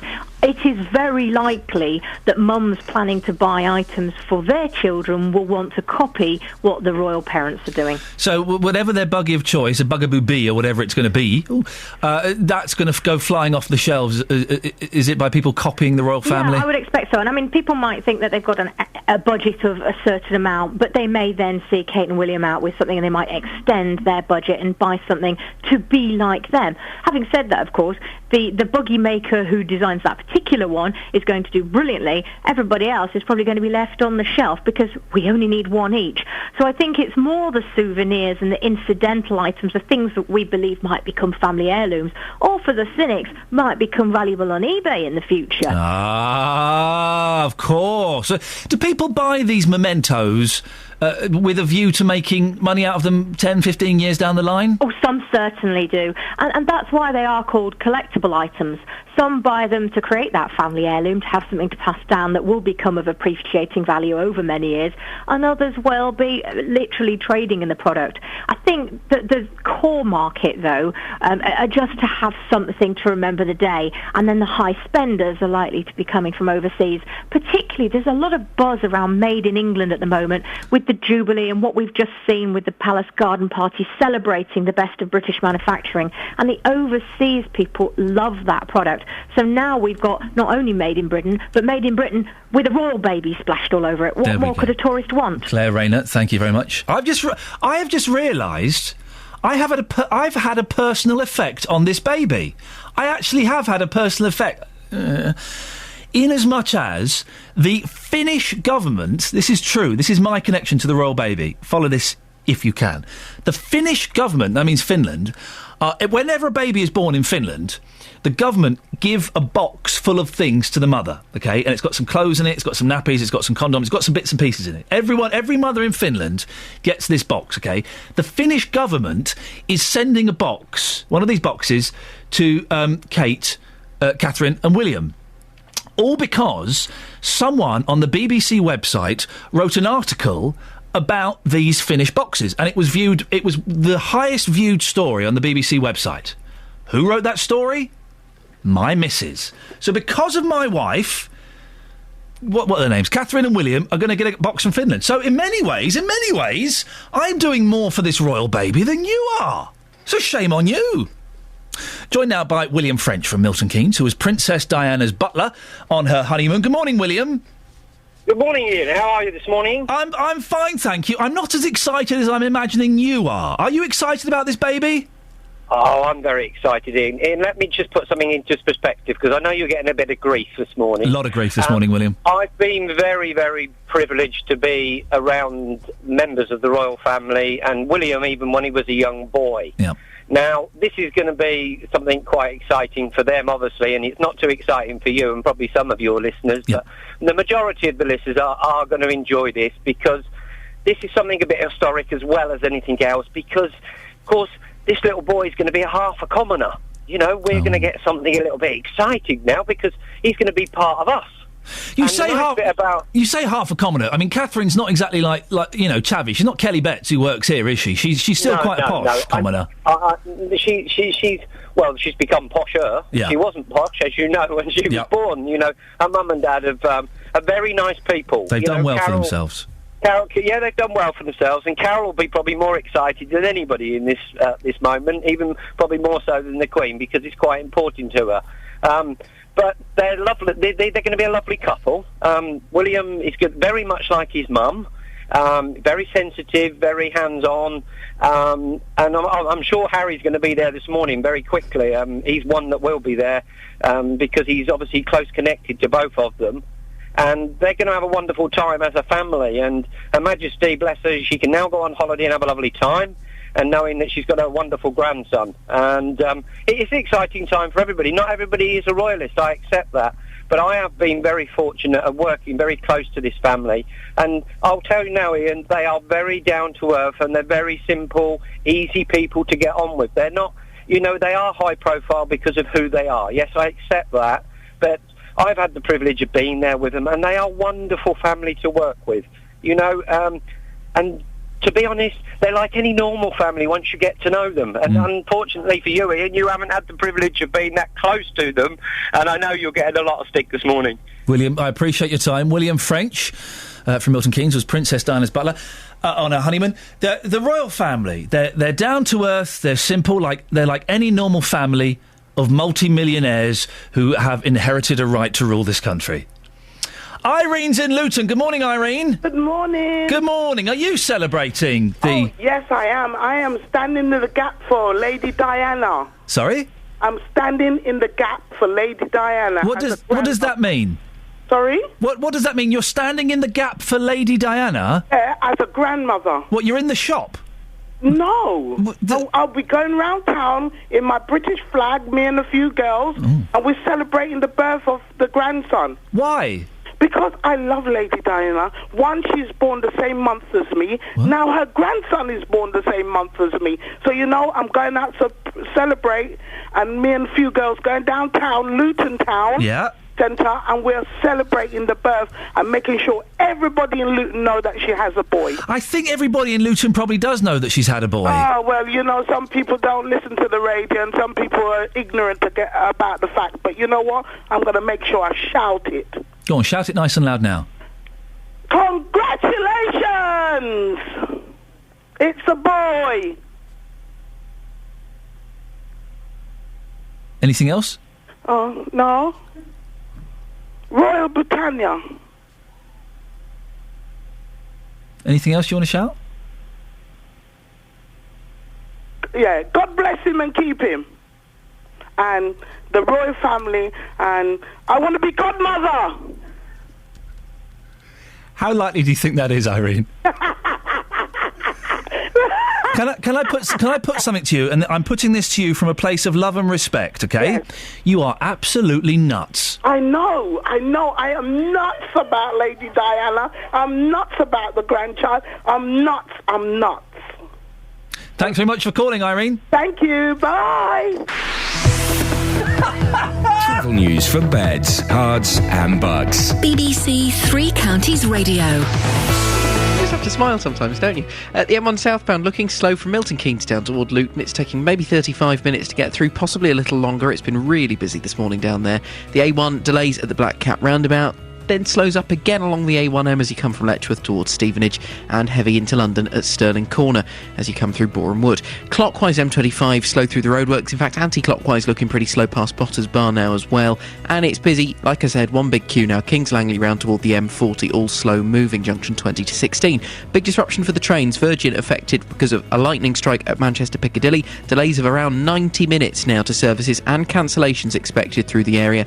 Trains can leave and arrive at Piccadilly Station once again, which they couldn't until very recently, but it's not looking great on services running to and from London Euston. They've got problems as well in the Midlands. Watford Junction to Wolverhampton, electrical supply problems at Stetchford, and that's also causing delays for London Midland services from Birmingham to and from Northampton. So if you're travelling that way, you could get caught up in that. Adam Glynn, BBC Three Counties Radio. Adam, thank you very much. Oh, that call from Irene has made my day. That's in the podcast. In fact, the podcast is just going to be that call. We can't top that. 8:46. It's Tuesday, the 23rd of July. I'm Iain Lee. These are your headlines. It was the bit where she went, Rule Britannia. That's what did it. I'm so sorry. These are your headlines. Focus on BBC Three Counties Radio. The bells of Westminster Abbey will peal for 3 hours this afternoon to mark the birth of the new prince. A Hemel Hempstead couple are demanding answers after being left stranded at London Luton Airport for 5.5 hours. In sport, Cricket Australia say there are no plans to call up a replacement for James Pattinson after it was revealed he'll miss the remainder of the Ashes series against England with injury. Coming up, more on that baby. But before that, let's get the weather. Here's Kate Kinsella. Beds, hearts and bucks weather. BBC Three Counties Radio. Good morning. Well, we've already seen some fairly impressive thunderstorms right the way across all three counties, and they continue to move through. The Met Office have a yellow weather warning in place for heavy rain. These downpours falling on quite dry, hard surfaces, so could lead to localised flooding from time to time. It's still going to feel quite muggy and quite humid, though, with a maximum temperature later on today of around 27 Celsius. That's 81 degrees in Fahrenheit. Now, these thunderstorms continue through this evening and overnight, eventually moving northeastwards, but it's still another humid, muggy night on the cards, with a minimum temperature outside of built-up areas of around 17 Celsius. That's 63 degrees in Fahrenheit. Now, this rain will eventually move away northeastwards tomorrow morning. It's still going to feel warm, a bit brighter tomorrow, a bit drier. Maximum temperature 26 Celsius, 79 degrees in Fahrenheit. And that's your forecast. Thank you very much. Every weekday morning from 9, the JVS Show. You just can't carry on with life. It's just awful. With the biggest opinions. It's about time somebody or an organisation has stood up and basically smelt the coffee. Well, it depends on the individual, actually. Let's pollute the planet even more. We should pollute it so much your Pinot Grigio goes rotten. And the biggest local talking points. What we really need to do is for everyone in the country to reduce their energy consumption, not increase it. The JVS Show. Weekdays from 9, BBC Three Counties Radio. Tim sitting in for JVS this week. It's a cracking listen. Do stay tuned for that. 08459 455 555. Last 15 minutes of the show. Let's talk about this baby, shall we? Let's talk about the big news, the royal baby. Are you grumpy? Are you grumpy if you're not as excited as Justin Dealey about this baby? I'm pleased it's been, so far as we know, it's been born safely, healthy. Mum is healthy. That's great news. Wonderful. But that's where my interest ends. Am I being a grump? We just heard from Irene, who's completely bonkers. She's going to go around Luton shouting out the news like some kind of unofficial town crier. Wonderful, but really? Phil's in High Wycombe. Phil, on a scale of 1 to 10, how excited are you about this baby? 0. Oh, dear. That wasn't even in the scale. That's how disinterested you are. Why? I'm not slightly bit interested. I mean, like you, I'm happy that the mum and baby are well. Oh, Billy and Kate are obviously very happy. Good luck to them, you know. But I'm not a royalist. You know, they're all probably very nice people. I've met some of the royal family. I don't have anything against them personally, but I'm just not a royalist. I couldn't care less. They don't do anything for me, so why should I bother? You know. Well, I guess for me, and I do quite like the royal family, despite whatever my political leanings may be. But there are so many kids in this country being born into poverty, or so many kids being born in less than perfect situations. It does seem odd for us to celebrate someone being born into a life of wealth and privilege. What I don't ever understand is these people are getting... I mean, that woman's balmy, barking mad, if you ask me. She was balmy, yes. Yes, definitely. But what I can't understand is these people, most of the people, are never going to meet the royals or anything like that. You know, getting excited about somebody they've never met, that they're probably never going to meet. And what difference is it going to make to their lives? And I say I'm very happy for the couple that they've had a baby and it's healthy. You know, good luck. But I'm like you. That's where it all ends, I'm afraid. I've got no interest in it whatsoever. How are you going to cope? Because for the next week at least, well, probably the next couple of weeks, this is going to be on the front page of all the papers. It's going to dominate all the news. We'll be doing this for the rest of the week on this show. I apologise in advance. How are you going to cope, Phil? Well, can you get a few more people, grumps like me, if that's what they want to call it, to wind a few more people up? It might make it a bit more interesting, to be quite honest with you. Listen, Phil, thank you. I seem to attract grumpy people. I don't know why. I'm so full of joy. But I'm sure we'll get a few more. Janet in Great Hormead, are you grumpy? No, I'm never grumpy. Oh. So you're excited about the baby? I was happy for him, yeah. But there isn't a but, really, is there? I mean, it's a royal baby, and to be honest, it's no indifferent to me when somebody else comes up and says to me, well, I'm going to be a granny, I'm really excited. It's exactly the same. I don't want to hear their news either. You know, you'll get a grandparent or I'm going to be an auntie. It's exactly the same thing when other people tell somebody else, and when you're at work. Same kind of feeling. We don't want to know your news either. It's on the front page of all the papers. It goes up to page 11... of the Sun. Let's see how far it goes into in the Mail. It goes up to page... it goes up to page 19 in the Mail. The Express, it's a historic souvenir edition. I imagine it goes it goes up to about the same. Yeah, it goes up to, I think, page 15 in the Express. It's going to be everywhere for a long time. Whether it's born into privilege or not, at the end of the day, it's a royal baby. Let's just put up with it for the next week or 2 weeks, and then that'll be it. Whether we like it or not, it's a royal baby. Whether we like, that's it. But what I think is quite funny was at the beginning of her pregnancy when everybody thought she let slip it was going to be a daughter. Yeah. That a lot of these bookies paid out. Did they? Yeah, some of them had already paid out, so I'd like to know how they felt yesterday when it was announced it was a boy. In their face. Janet, thank you very much indeed. Joyce is in Leagrave. Morning, Joyce. Hi, good morning, Good Grumpy. morning, Joyce. Sorry, excuse me? Hello, good morning, Grumpy. I beg your pudding. Are you excited by this baby? I am really thrilled with the baby. Why are you thrilled? Yes, I am. Why? But all I wanted to say this morning, after listening to you from when you first come on, I do it every morning. Thank you, Joyce. Yes, I do. I take my blood pressure tablets first. Yes, good. This is wise advice. And I wanted to say to you, off with your head. What? Yes, I did. I thought, how could you be so nasty to our lovely little royal family? They work so hard for this country. They keep us all together. What? Yes, they do. Well, hang on a minute. First of all, I've not been nasty. I've been very respectful to them. And secondly, I mean, we pay for them. They work for us, Joyce. I'm their boss. You're the boss. I'm the Queen's boss. Literally, she wouldn't survive without me paying my tax. To be quite honest, the royal family holds this country together. They do. It's not 1572 or anything. It's 2013. They've got no lives of their own, bless them, and they put everything. They've got no lives. Prince Andrew's always jumping off in a private helicopter and just setting fire to cigars with £100 notes. Not natural little things like you and I have. You know, they're watched by people like you and me and everybody else all the time. Yeah, I do love them. I like you too, but... Joyce, say hello to Justin Dealey. Hi, Justin. Hi, Joyce, how are you? I appreciated your enthusiasm this morning. I could hear it in your voice. Well, I just think it's something that as a nation we should be celebrating. It's just a shame we've got people like Iain with these negative views. But then again, it's what you expect from a man like Iain. The other week when Andy Murray won Wimbledon, again, nothing but negative views. It's just something that I come to expect. That's right. And he was saying about the royal family for this, that and the other, how many hours, newspapers. We get cricket, we get tennis, but we don't mind about that. Here we go. Listen, Joyce and Justin, listen to this. Sharon has texted in with a very pertinent point, OK? They kept the news of the birth secret for 4 hours, OK? Right. So it was born at 4 o'clock, it was announced at 8 o'clock. Sharon says, Iain, don't you think it was really mean of the royal couple to keep crowds outside waiting in the extreme heat when they could have told the news of the baby arrival hours earlier? They were being mean, Joyce. No, I don't think so. They were laughing, Justin, at the hoi polloi, is that the right word? Anyway, the common people outside. Oh, look. Let's make them wait for another 4 hours, shall we, while we don't tell them it's been born.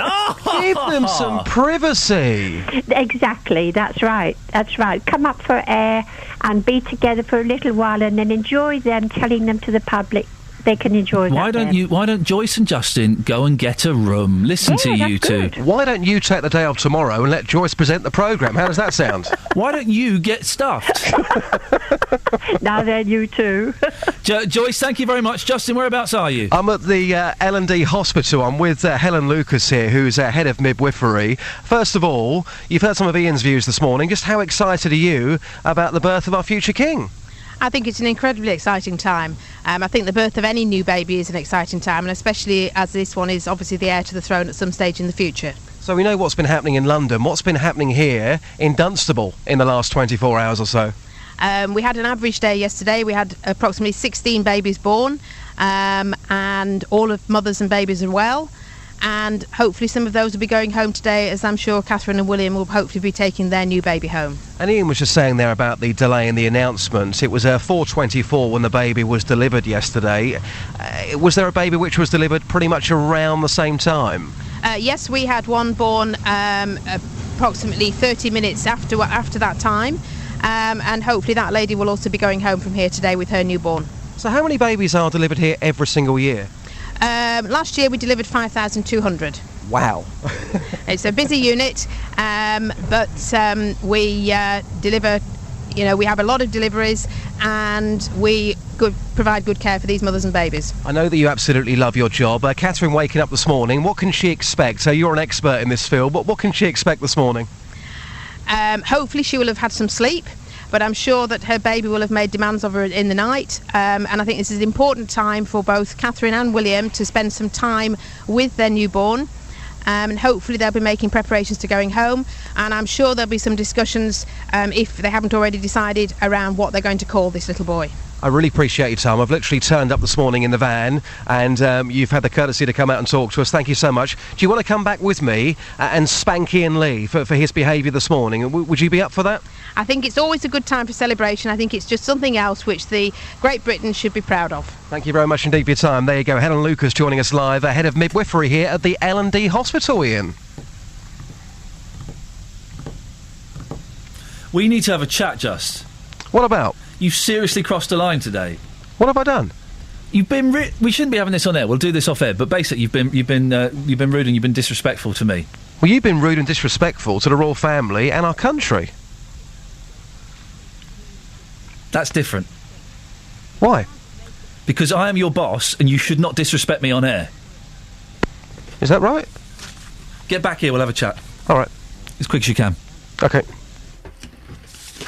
Sorry you had to hear that. That should have been an off-air production meeting, but that somehow managed to sneak on air. So it was a shame to end the show on such a sour note. I can only apologise for Justin's awful behaviour. Travel news for beds, cards and bugs. BBC Three Counties Radio. Plenty of traffic in the M25 this morning, slow both ways through the roadworks, clockwise going in at junction 23 and anti-clockwise there's a tailback into Essex coming past junction 25 at Enfield and then through toward Potters Bar. It's also looking slow anti-clockwise Kings Langley round to the M40, junction 20 to 16. Southbound M1 slow from junction 13 at Bedford to 10 at Luton, taking about 45 minutes to get through.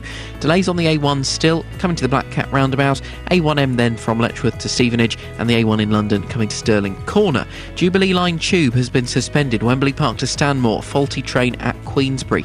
Virgin trains still have big problems because of a lightning strike at Manchester Piccadilly. Delays of around an hour and a half on services that are running into and out of Manchester. Half-hour delays Watford Junction to Wolverhampton because of electrical supply problems at Stetchford in the Midlands, and that is also because of a lightning strike. Adam Glynn, BBC Three Counties Radio. Thank you, Adam. Right, that's it. That's your lot. Thank you very much for listening. Back tomorrow at 6 o'clock. Do stay tuned, though. Tim is in for JVS. Always a cracking listen. Until tomorrow, from me, ta-ta. On FM, AM, online and digital radio. This is BBC Three Counties Radio.